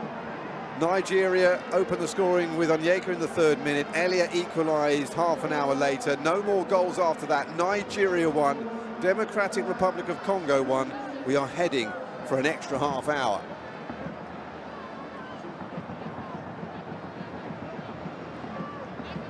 Well, for the second game in a row, Nigeria will have to play extra time. This was when they kicked into gear against Gabon.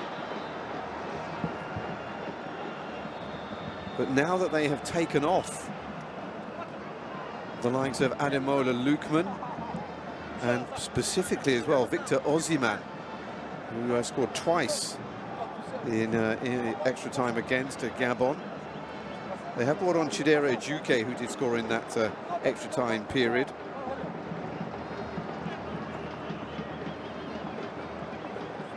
One of the fine things from Nigeria in recent games is 5 different players have set up goals. 6 if you include the 2-1 win over Lesotho as well, when Victor Osimhen provided his only assist of the campaign. But in that second half, nobody looked like they were going to be setting up a goal. It was tired, it was nervous, it was tension-filled. And both coaches now have got a lot of work to do here to refocus and redirect their teams. And if they can't, then there's a penalty shootout that could well be on the horizon as well.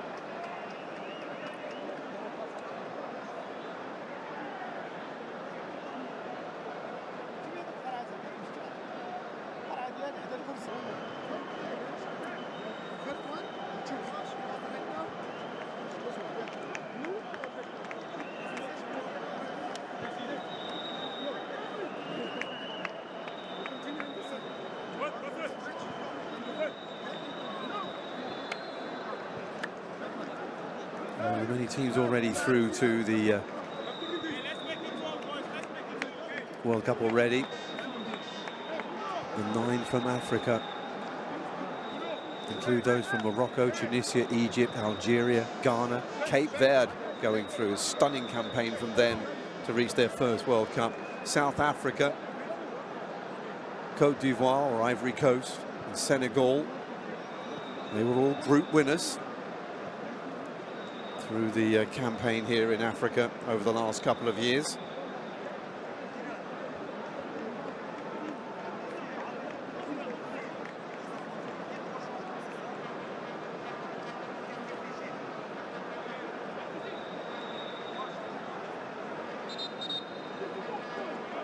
Teams so far of the 48 have made it through at the moment to join Canada, Mexico and the United States, the hosts. Amongst those, New Zealand, who have qualified for the first time since the South African World Cup in 2010, the only time Africa has hosted the big event. Paraguay, that was the last time they came to a World Cup as well. Algeria back for the first time since 2014, and South Africa back for the first time since they hosted the World Cup in 2010, 15 years ago. Another returning for the first time since 2014 when it was in Brazil was Côte d'Ivoire. Everybody else who was qualified was also present in Qatar for the last World Cup, including the host, Canada, Mexico and the United States. So then, all set to go again, reload, and off we go once more. It's 1-1 between Nigeria and the Democratic Republic of Congo in the African playoffs for the World Cup. It was a second half rather devoid of goalmouth action. Will they be able to change that dynamic here in extra time?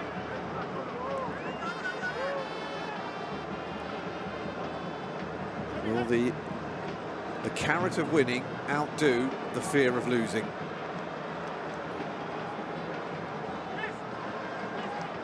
In the first half, you would probably have said that both teams were trying to win it. In the second half, Nigeria looked like a side that were trying not to lose more and more. And it was Democratic Republic of Congo who did most of the pushing forward. They were still lacking that clinical edge when the ball got up to the danger area.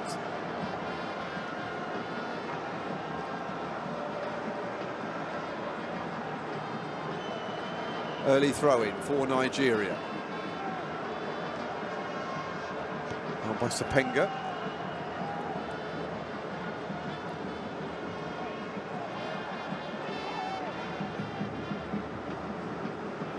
By Frederick. Better interchange this from Nigeria already. Seems a long time ago since they passed the ball around this confidently. By Mutasami tracking back.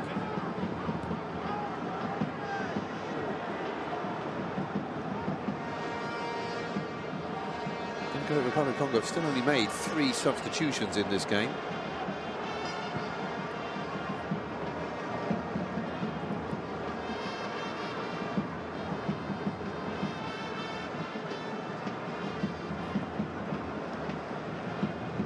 Basaka.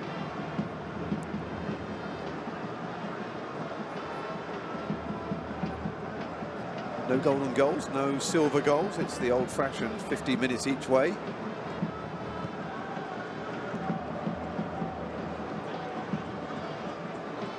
if we don't find a winner in that time, then penalty kicks coming.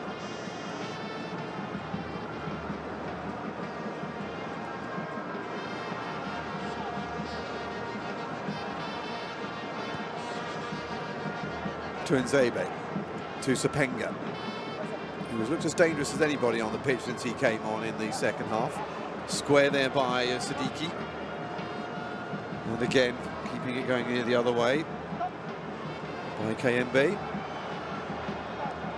Edo Kayembe picks it up once more. It's a nice little ball inside Siddiqui.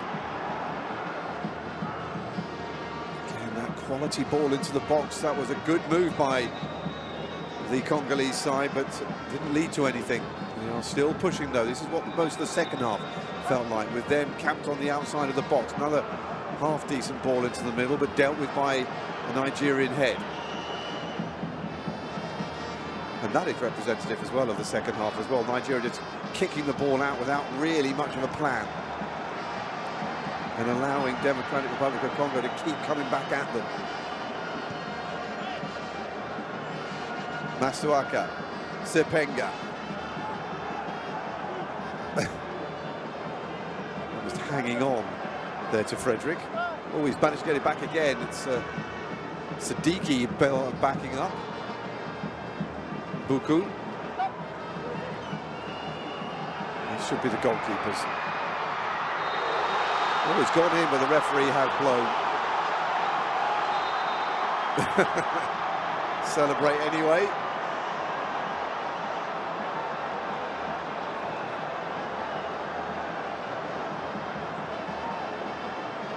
Meanwhile, Stanley Wabale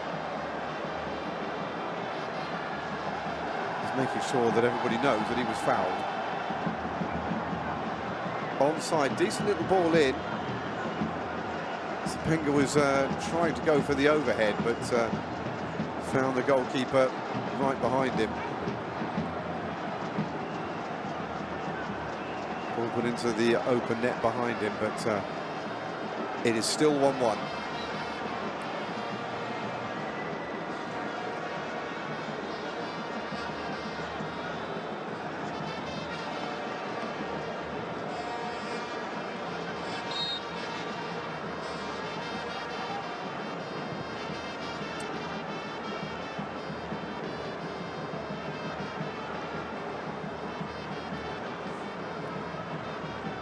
Nigeria in the FIFA rankings are 41 at the moment. That's just behind Sweden, Paraguay and Scotland, who are having a remarkable experience in their World Cup qualifying campaign in the UEFA zone.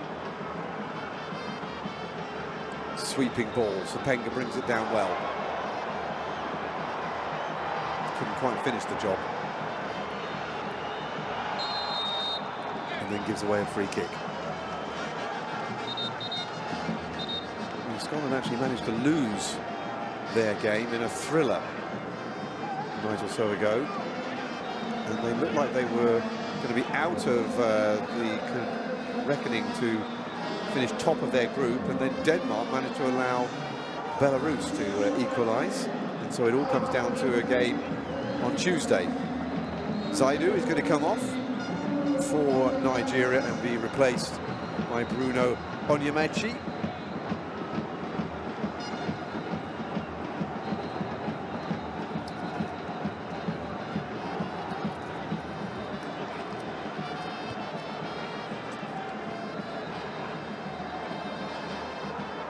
Greek base, 26-year-old left back. So, very much like for like that change. It's a fresh pair of legs on to try and combat what's going on with the right-hand side of the DR Congo attack, which they are exploiting more and more. Sepenga, but the goalkeeper keeps his eye on the cross. Fiston Mayele couldn't get there in time.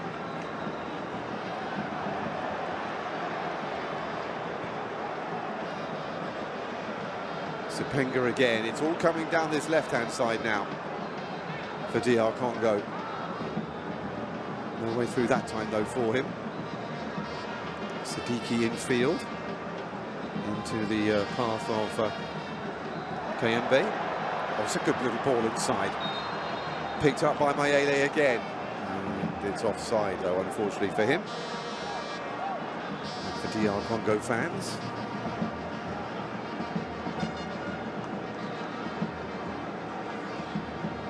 Yep, just going a little too early. But again, all of the positive play here is coming from DR Congo. This was the ball across from Sepenga. It was very close to being a perfect header into the path of Fiston Mayele. Just couldn't quite get that curve off it naturally when he headed it because of the direction the ball was coming from.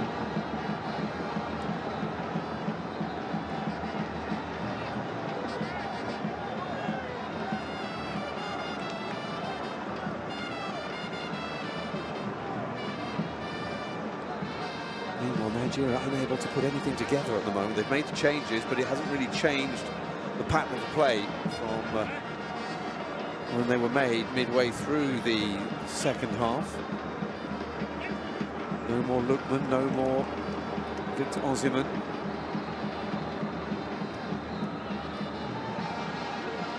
Here is Victor Osimhen. He can do nothing more now than watch and trust that his teammates will be able to do the business without him.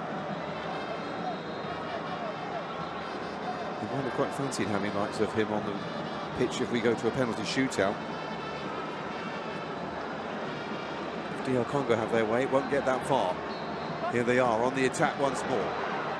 Good little ball in. Nigeria struggling to get the ball out of their own half, and they have been given a hand by the referee.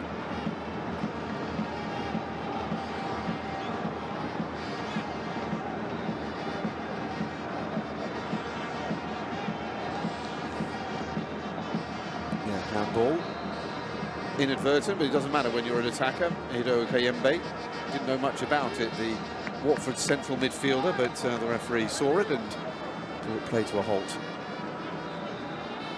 So what does Eric Schell here do? Did actually win a penalty shootout against Jamaica in an international friendly back in May. And of the two sides, Nigeria are the only team that have actually had a penalty through the group stage.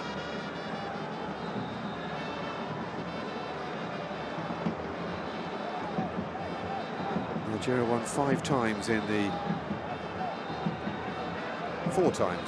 group stage. Only one of which didn't affect it. Good ball in, turned by Democratic Republic of Congo there, and unable to get that ball on target.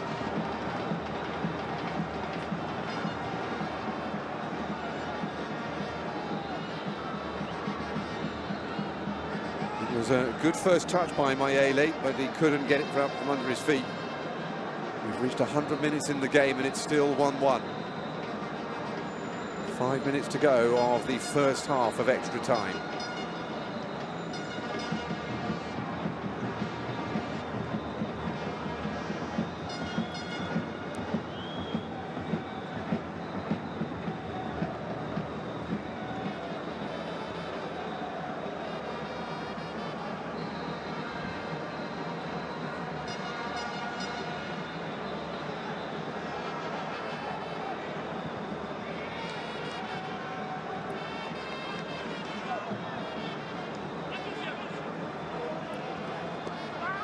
Frederick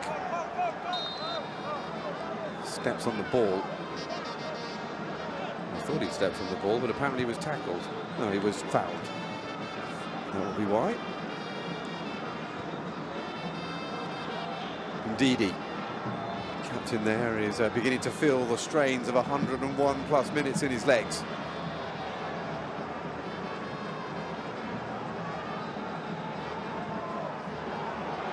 Ball comes in, and finally a chance in the middle for Tolo Arokadare. He has toiled since he came on, trying to get something together. Finally he managed to get himself freed. He hulked that huge frame into the air, but unfortunately hit the ball over the top. Just the one goal in qualifying so far for the Wolverhampton Wanderers centre forward.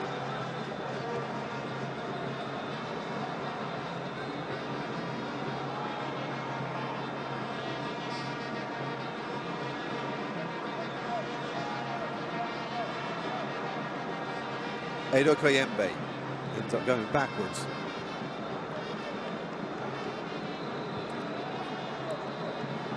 To Nzebe, back from Masuaka. Centre back again. Walking pace now. Huge lug forward from Chancellor Mbemba, and Sepenga can only head it into the possession of Stanley Wabali.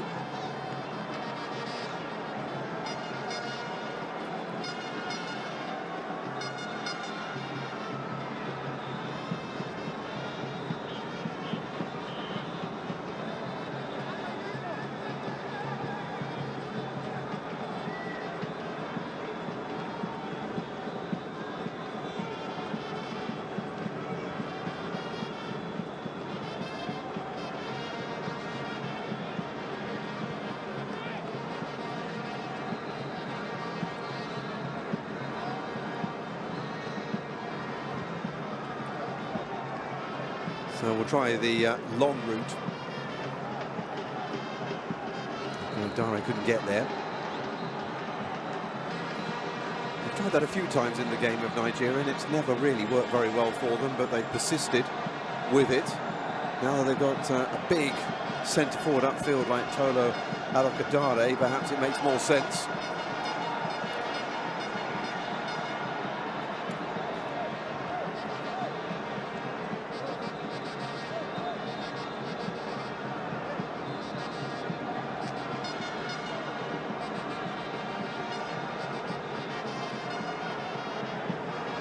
As much energy as ever coming from the crowd.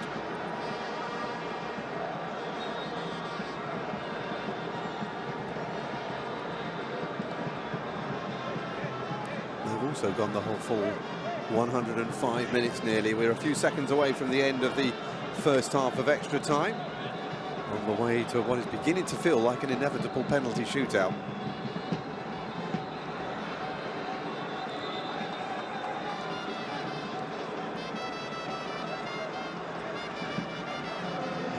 Blown for a foul rather than half-time. Babuku looks like he's had enough. He's getting a bit of cramp, and nice piece of camaraderie between teams. See there, he's already gone down.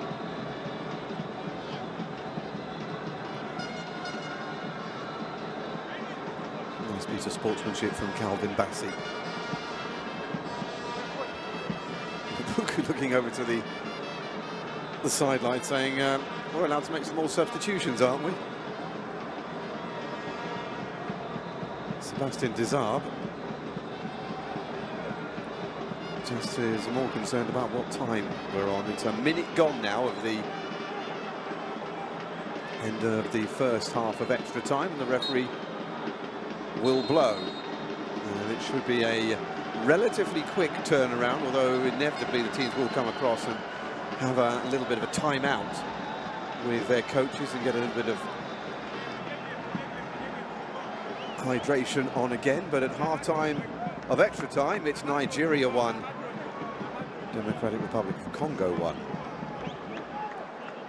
We are balanced on a knife edge.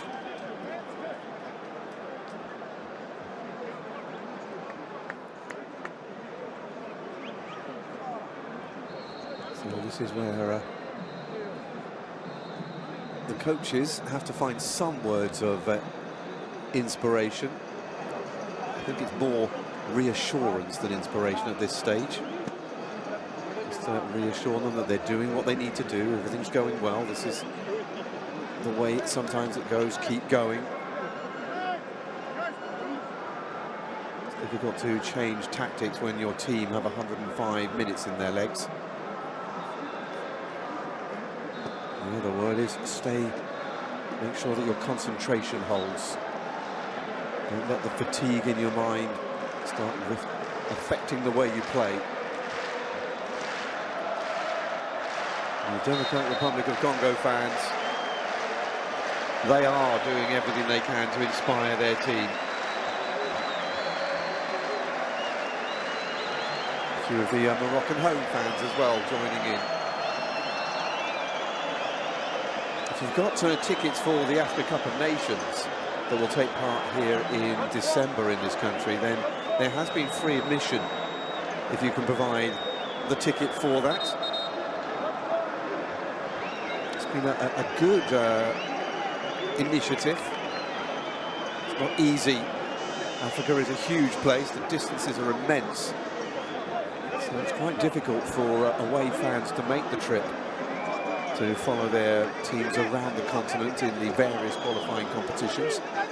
Nathaniel Nabuko, not surprisingly, is coming off, and Mikel-Ange Barisha is going to come on to replace him.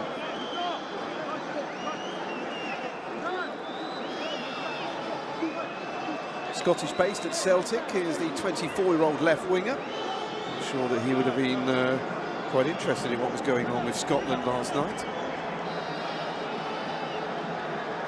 Taking it to the brink, losing their game, everybody depressed, and then news filtering through that Denmark have not managed to win, and suddenly the whole place and the atmosphere changed completely as they realise they are still in charge of their own destiny, although they need a big win against Denmark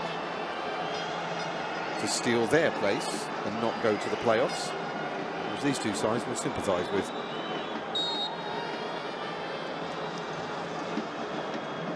Having not been able to win their groups, having also led them. Well, actually, Democratic Republic of Congo did. Nigeria, as we said earlier, one of only 2 teams out of the 6 in their group that didn't top the table at some point in the campaign. And as we start the second half of extra time here, 15 minutes to go, still 1-1. Democratic Republic of Congo, if you could win on points like in boxing, they would probably take it. But they need a goal. Nothing else will do.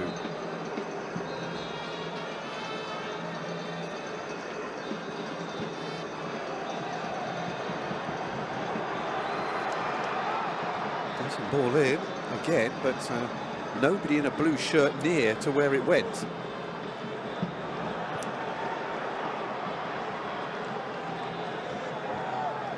Then the clearance. Siddiqui dragged that in well. Good little ball inside. They're trying to feed it in between the defenders, trying to take advantage of these tired bodies. It's a good piece of defending.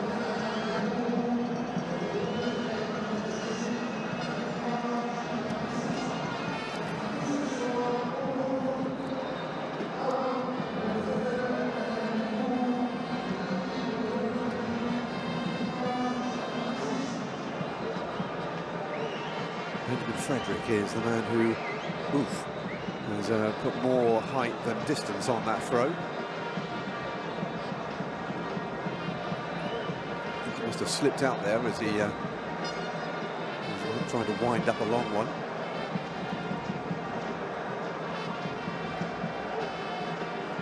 He'll have another go.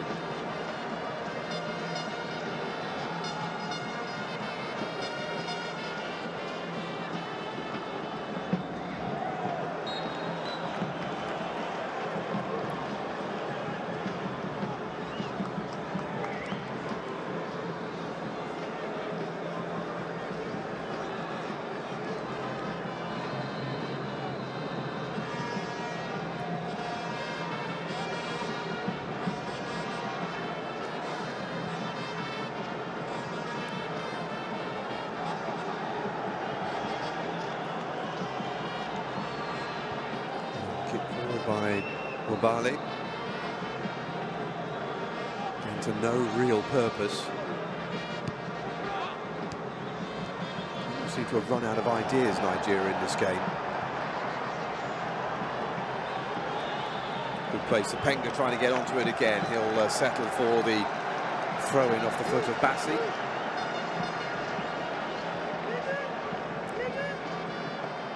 Wan-Bissaka.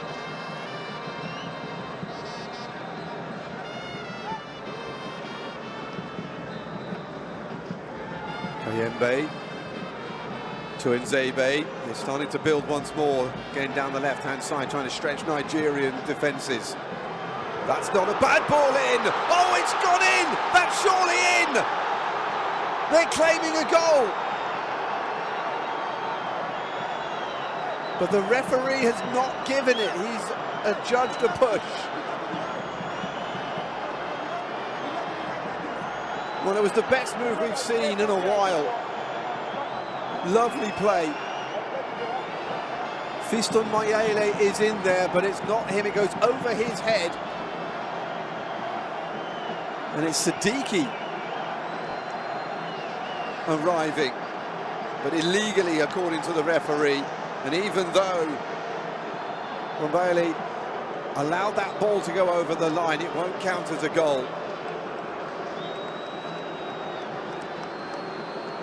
Bruno Onyemachi was the man who nearly had his head knocked off by that flying challenge.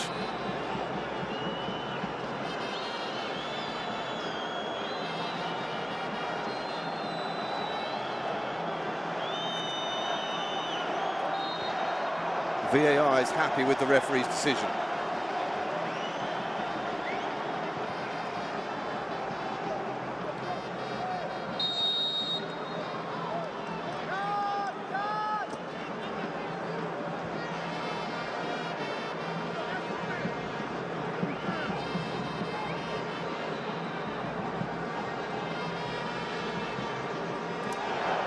So when they come down that left-hand side,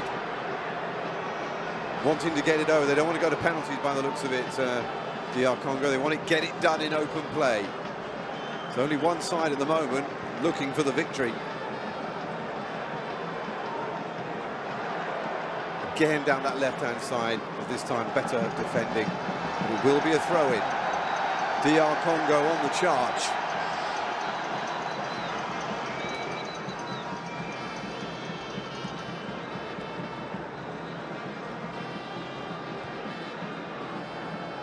Spread wide by Mbemba. Sapenga, who just overran that. Now he's going to have to chase back, try and defend.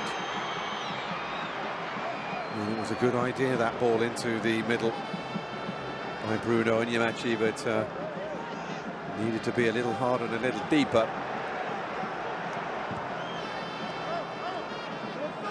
Good tackle on Edo Kayembe. However, all of the 50-50 balls seem to be coming back to DR Congo at the moment. Again, the left-hand side, they've identified that as the weakness, I think, on the Nigerian side, and they are trying to exploit it.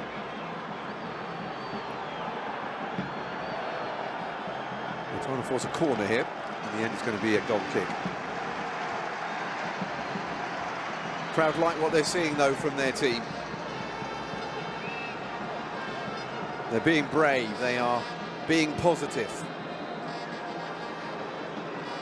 Nigeria look like they are trying and waiting for penalties, and as if that's their best opportunity here of getting through. Don't forget, they played extra time as well against Gabon only a few days ago, so they have that extra half an hour already in their legs.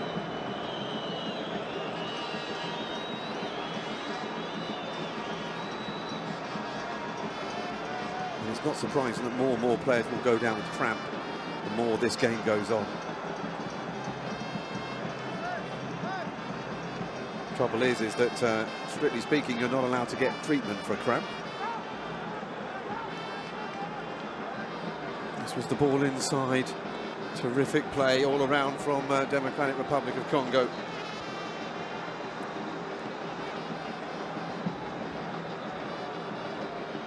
Malagwisha unable to just find that little moment of inspiration to get the ball into the box, but it's plenty of good work coming.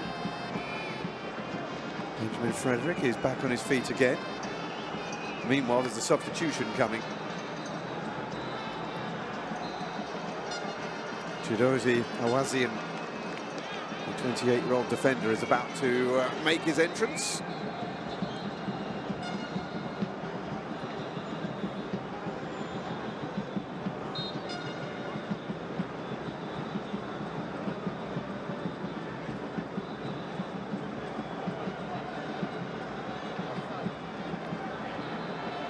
And away once more.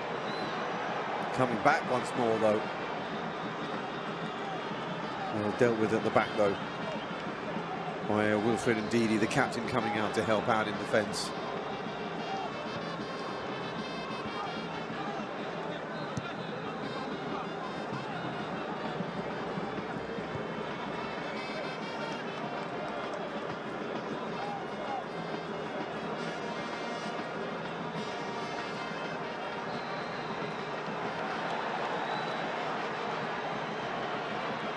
Back inside once more, Malagwisha. Still coming. Mayembe being absolutely harried, but holding strong and finding in Wan-Bissaka. Mutasami.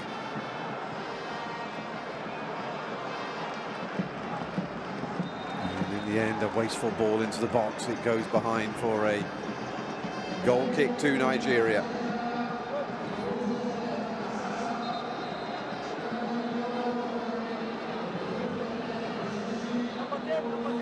So here comes a substitution then.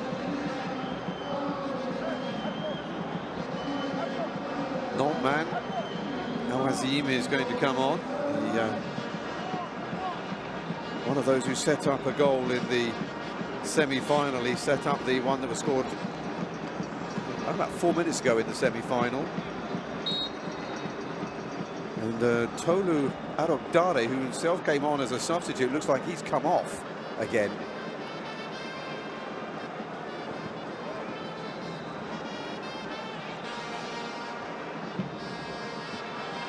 Which is always the thing you don't want to happen when you're a substitute, is to be subbed off once more.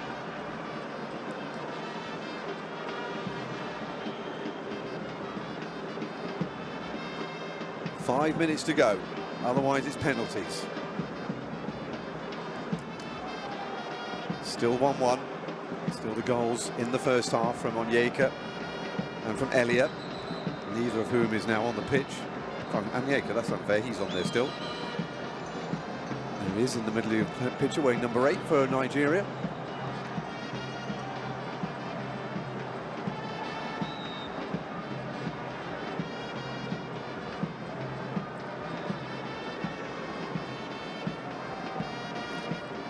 Bemba, hero of the semi-final, 101st international cap today. Could he possibly be another principal figure in this game?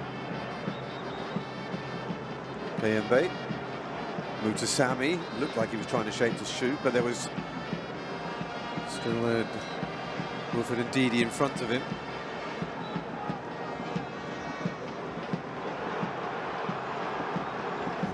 Comes across and out again.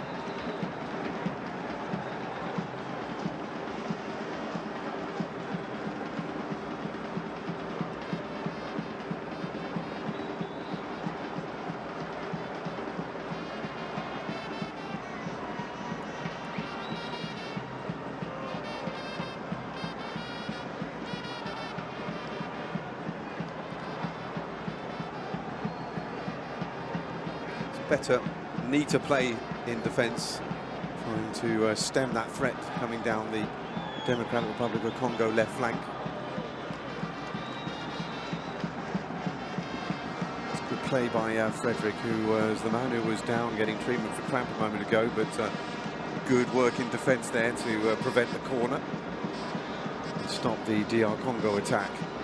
Victor Osimhen refuses to sit down and has almost become a sort of like impromptu coach on the sideline, trying to encourage and coax.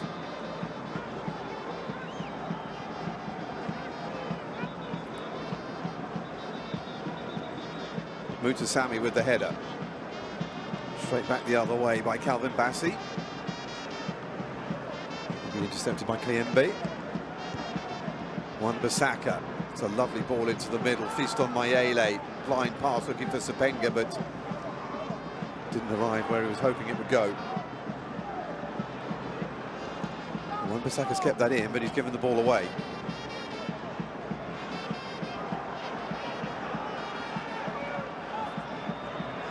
Moses Simon. We haven't seen too much from him since he came on as a substitute.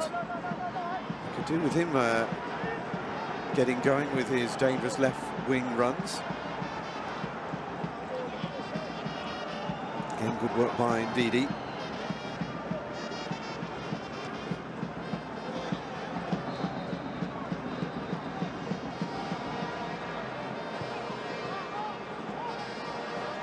Sepenga.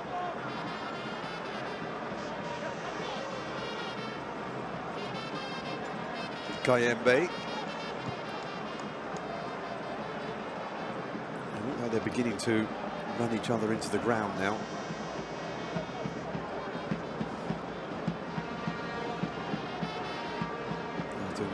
Swaka.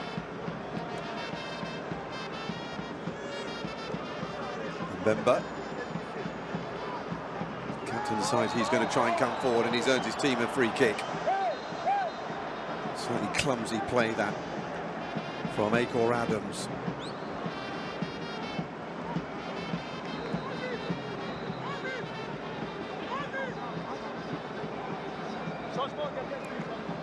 Great time for Akor Adams to find his first goal of the qualifying campaign. He would have liked it to have been the... here's an interesting move, a change of goalkeeper.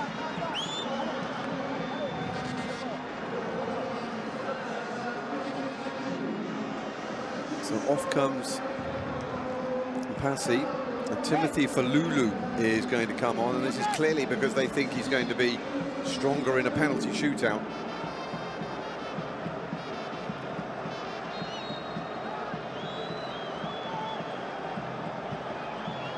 Meanwhile, up the other end, header on target, spooned around the post by Wambali.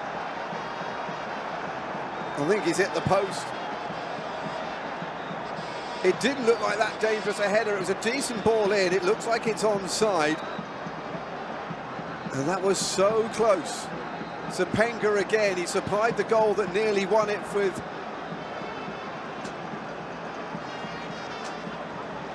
Chancellor Mbemba in the semi-finals, and it's the same combination again here, but the goalkeeper is up to it. Chancellor Mbemba scored right at the end of the semi-final. He nearly did it again here, right at the end of extra time of the final.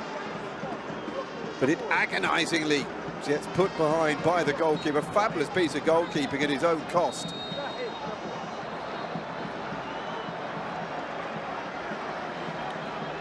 He was away and running, thinking that he'd won it again.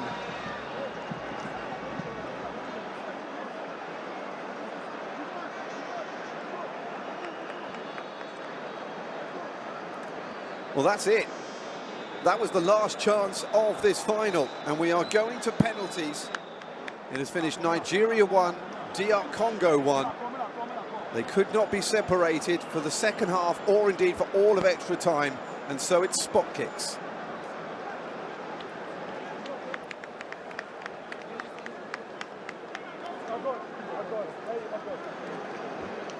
Hugs from Victor Aussie man who will not be able to take a penalty, bearing in mind he was substituted off. So then, at the end of 261 African qualifiers for the 2026 FIFA World Cup, the last of them needs a penalty shootout to see who will go to the Interconfederation playoffs.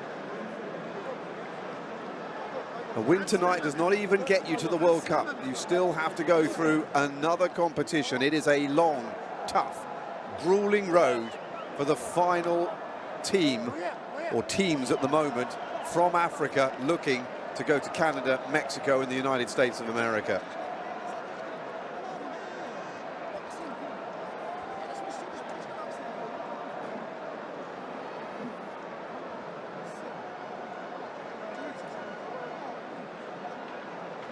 So there's a few players sitting down now at the end of that, hardly surprisingly. A few lying down, having stretching exercises done.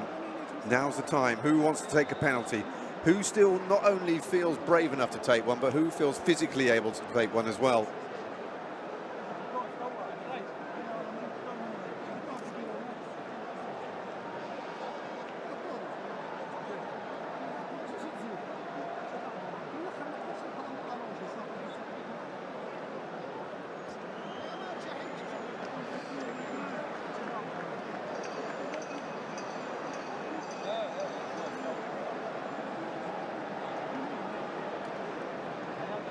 So then, is it going to be Nigeria or the Democratic Republic of Congo?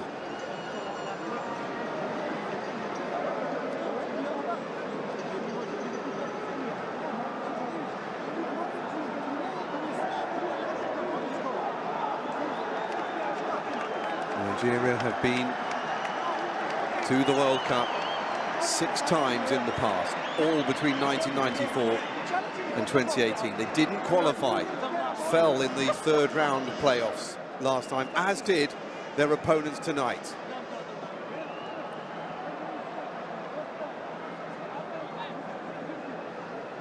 Victory that night, 4 years ago, got you a ticket directly to the World Cup. As the likes of Senegal, Cameroon, Ghana, Morocco and Tunisia discovered. Senegal are heading back this time, so too are Ghana and Morocco and Tunisia. Not Cameroon, though, beaten by Democratic Republic of Congo in the semi-finals just before the weekend. This time, the road is longer. Not if you won your group, but if you didn't, like these two. Victor Osimhen giving a few pointers to Mabali. However, no Mapasi in the Democratic Republic of Congo goal. Instead, it's Timothy Falalu.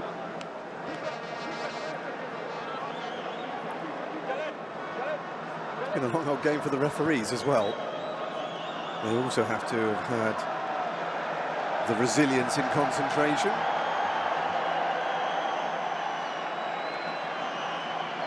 So no more passing, no more open play, no more corners, no more free kicks. It is just penalty taker against goalkeeper 5 times each.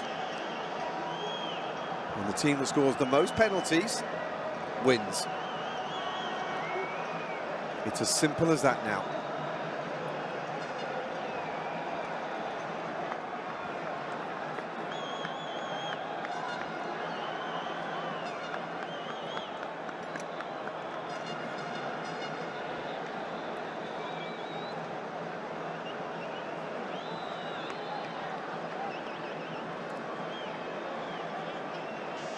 Looks like Nigeria will take the first penalty.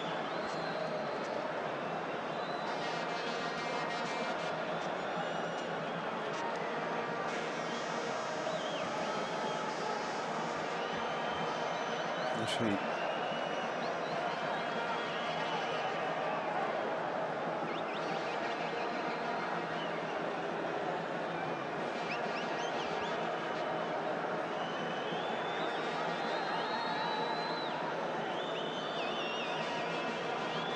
And if you were about to say, what's that player going to do? When you just looked at him, you can almost see that it's a penalty that's coming up, a penalty shootout. Referee just giving the talk to the goalkeepers as usual. Stay on your line, don't move forward before the kick is taken. The usual routine. But under the pressure of the occasion, sometimes one forgets, so it doesn't hurt to be reminded.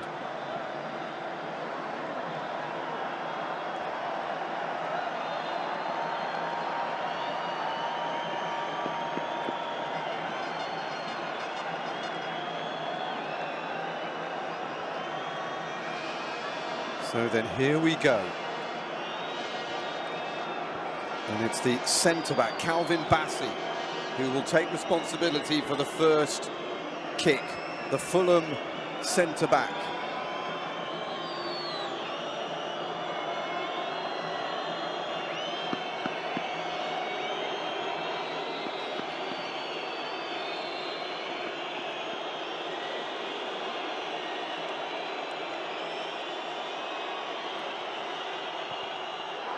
And Bassey's sent it over. Not the start the Nigerians were looking for. Well, he had a very solid game in the centre of that Nigerian defence, but he didn't score a goal through the whole of the campaign. He's only just come into the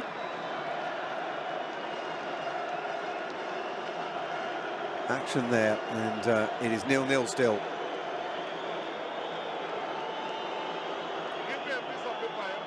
Mutasami looks like he's up next. The first penalty taker. And he's had it saved. And it's still 0-0. Terrific start for Stanley Nwabali. As you can see, the rain has decided to absolutely empty itself onto this pitch as the penalty shootout starts. Not the most confident penalty you've ever seen, and it was a fairly simple save in the end. So 2 penalties, still 0-0.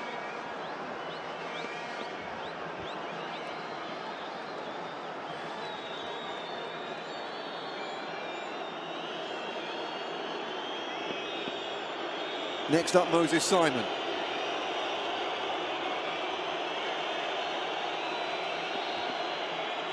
Left winger. And it's been saved as well. Incredible.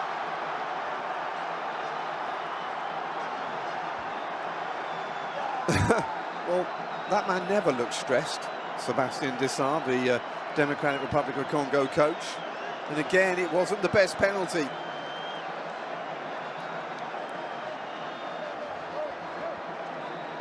All of a sudden, the nerves kicking in. Acutely. Noah Siddiqui is up next. Can he be the first person to score a goal here in the shootout?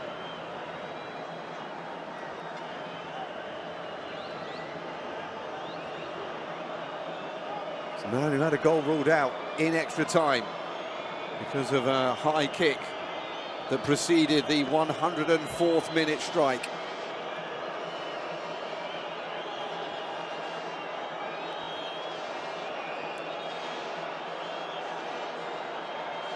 There's a bottle has landed near to Stanley Nwabali.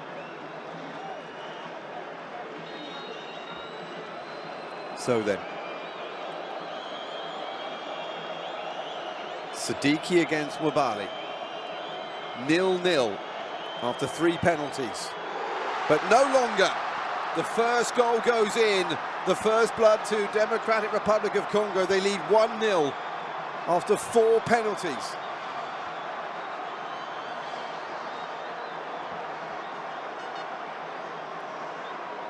And again, it wasn't the best directed, but it was more powerful, and it was low under the goalkeeper. He'll take it, and so will they.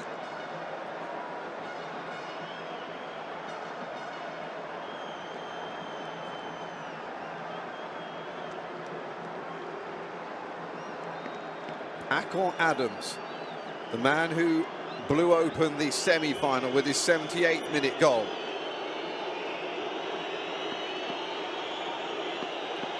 Needs to score this to calm the nerves of Nigerians everywhere. And he does. And we are off and running in this penalty shootout. It's one apiece. The advantage, though, still with the Democratic Republic of Congo, because they have won after 4 penalties.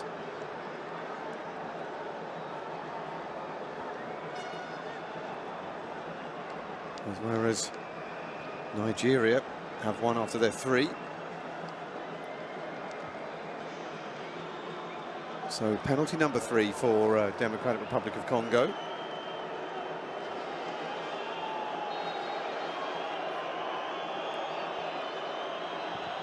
Here comes Tuanzebe, and we're level again. The centre-back can't beat Mabali, who saved for the 2nd time in this shootout.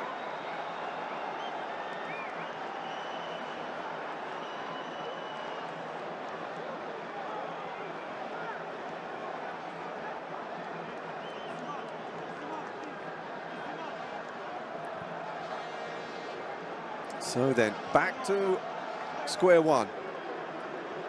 3 penalties each, 1 goal apiece, 2 to go each.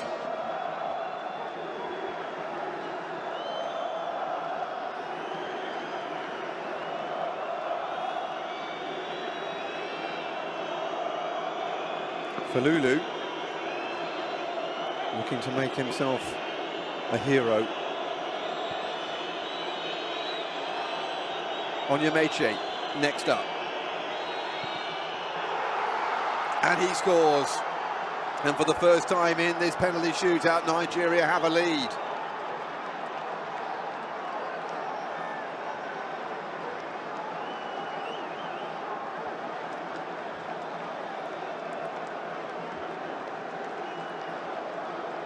Best penalty we've seen, right in the corner, well away from the keeper, who went the right way but couldn't get there. And suddenly the Nigerian fans have found their voice again. Fiston Mayele is next up.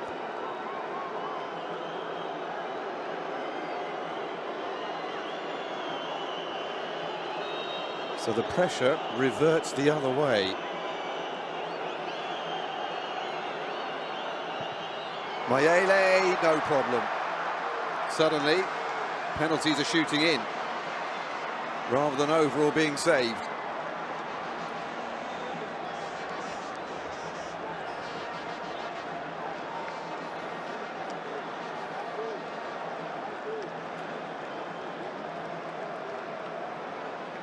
This is where the pressure reverts now to Democratic Republic of Congo, because they're taking their penalty second.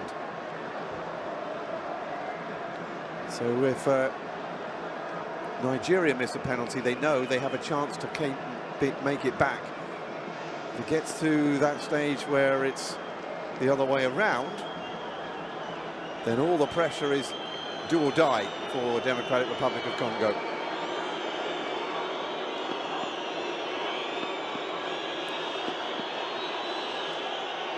Chidera Ijuke ignores the bottle and slides it in, and it's 5 penalties taken by Nigeria, and they lead 3-2.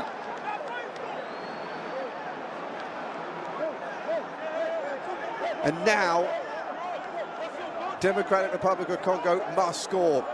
Wasn't put off at all there. That's how to deal with a penalty. That's how to deal with people trying to put you off. You just get on with it. A hug for Stanley Wabali, who's already saved 2 penalties. Brian Sapenga. No, it's not, excuse me.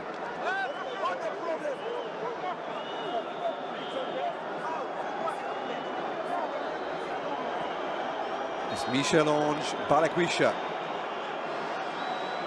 The substitute from Celtic scores, and it's 3-3 after 5 penalties.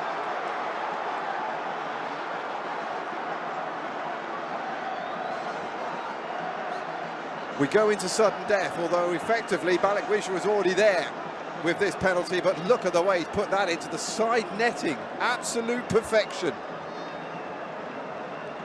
It started off nervous, but the quality of the penalties is getting higher as the rain comes down.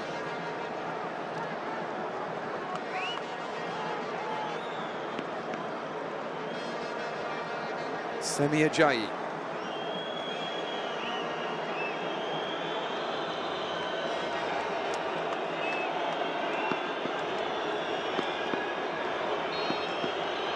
Experienced defender, and it's been saved.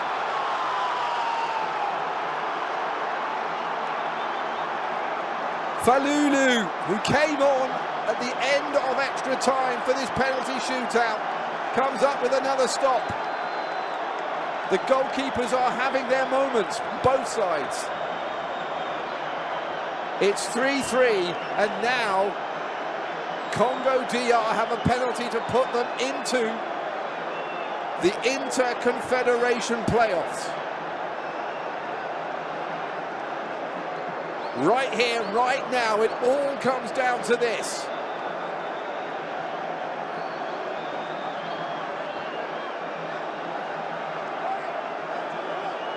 And of course, it's the captain, Chancellor Mbemba, the man who scored the semi-final winner against Cameroon. The man who almost scored a winner in this final. Steps up and scores! And the Democratic Republic of Congo have made it into the Inter-Confederation playoffs. They take this 4-3 in the penalty shootout. And a team that has never made it to the World Cup under their current name are a step closer.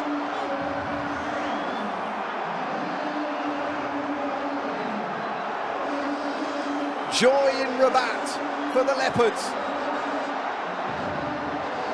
They are into the international playoffs next March. Sébastien Desabre has masterminded the path. It was 1-1 between Nigeria and Congo DR after extra time. But it's Congo DR who progress 4-3 after a penalty shootout that was fraught with misses, with saves, and with quality finishes, not the least of which from the captain, Chancellor Mbemba, in his 101st international appearance.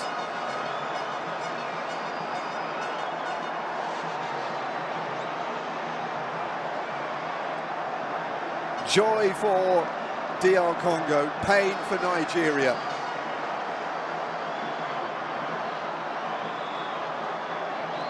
But when you look at the 120 minutes, all in all, it was the Democratic Republic of Congo who just seemed to want it more. They were more positive after the first half hour. They were definitely more positive in the second half and in extra time.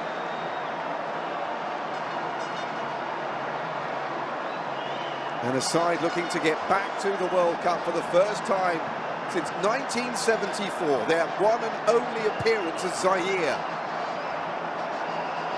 Half a century ago, have a chance to return. They've beaten a side 20 or so places higher than them in the FIFA rankings.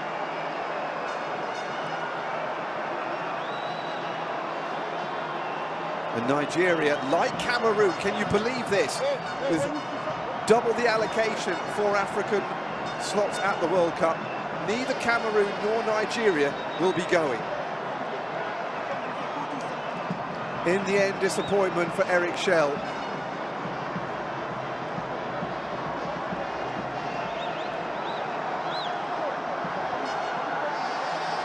Who lifted this side from where they were, but it wasn't quite enough. What scenes? Scenes of jubilation, the like of which the Democratic Republic of Congo football team have not seen in generations. the World Cup within reach.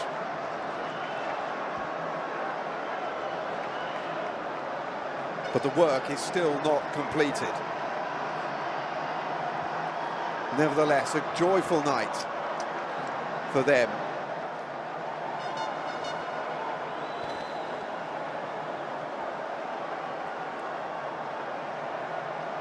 The next matches they play in World Cup competition will be on the other side of the Atlantic Ocean.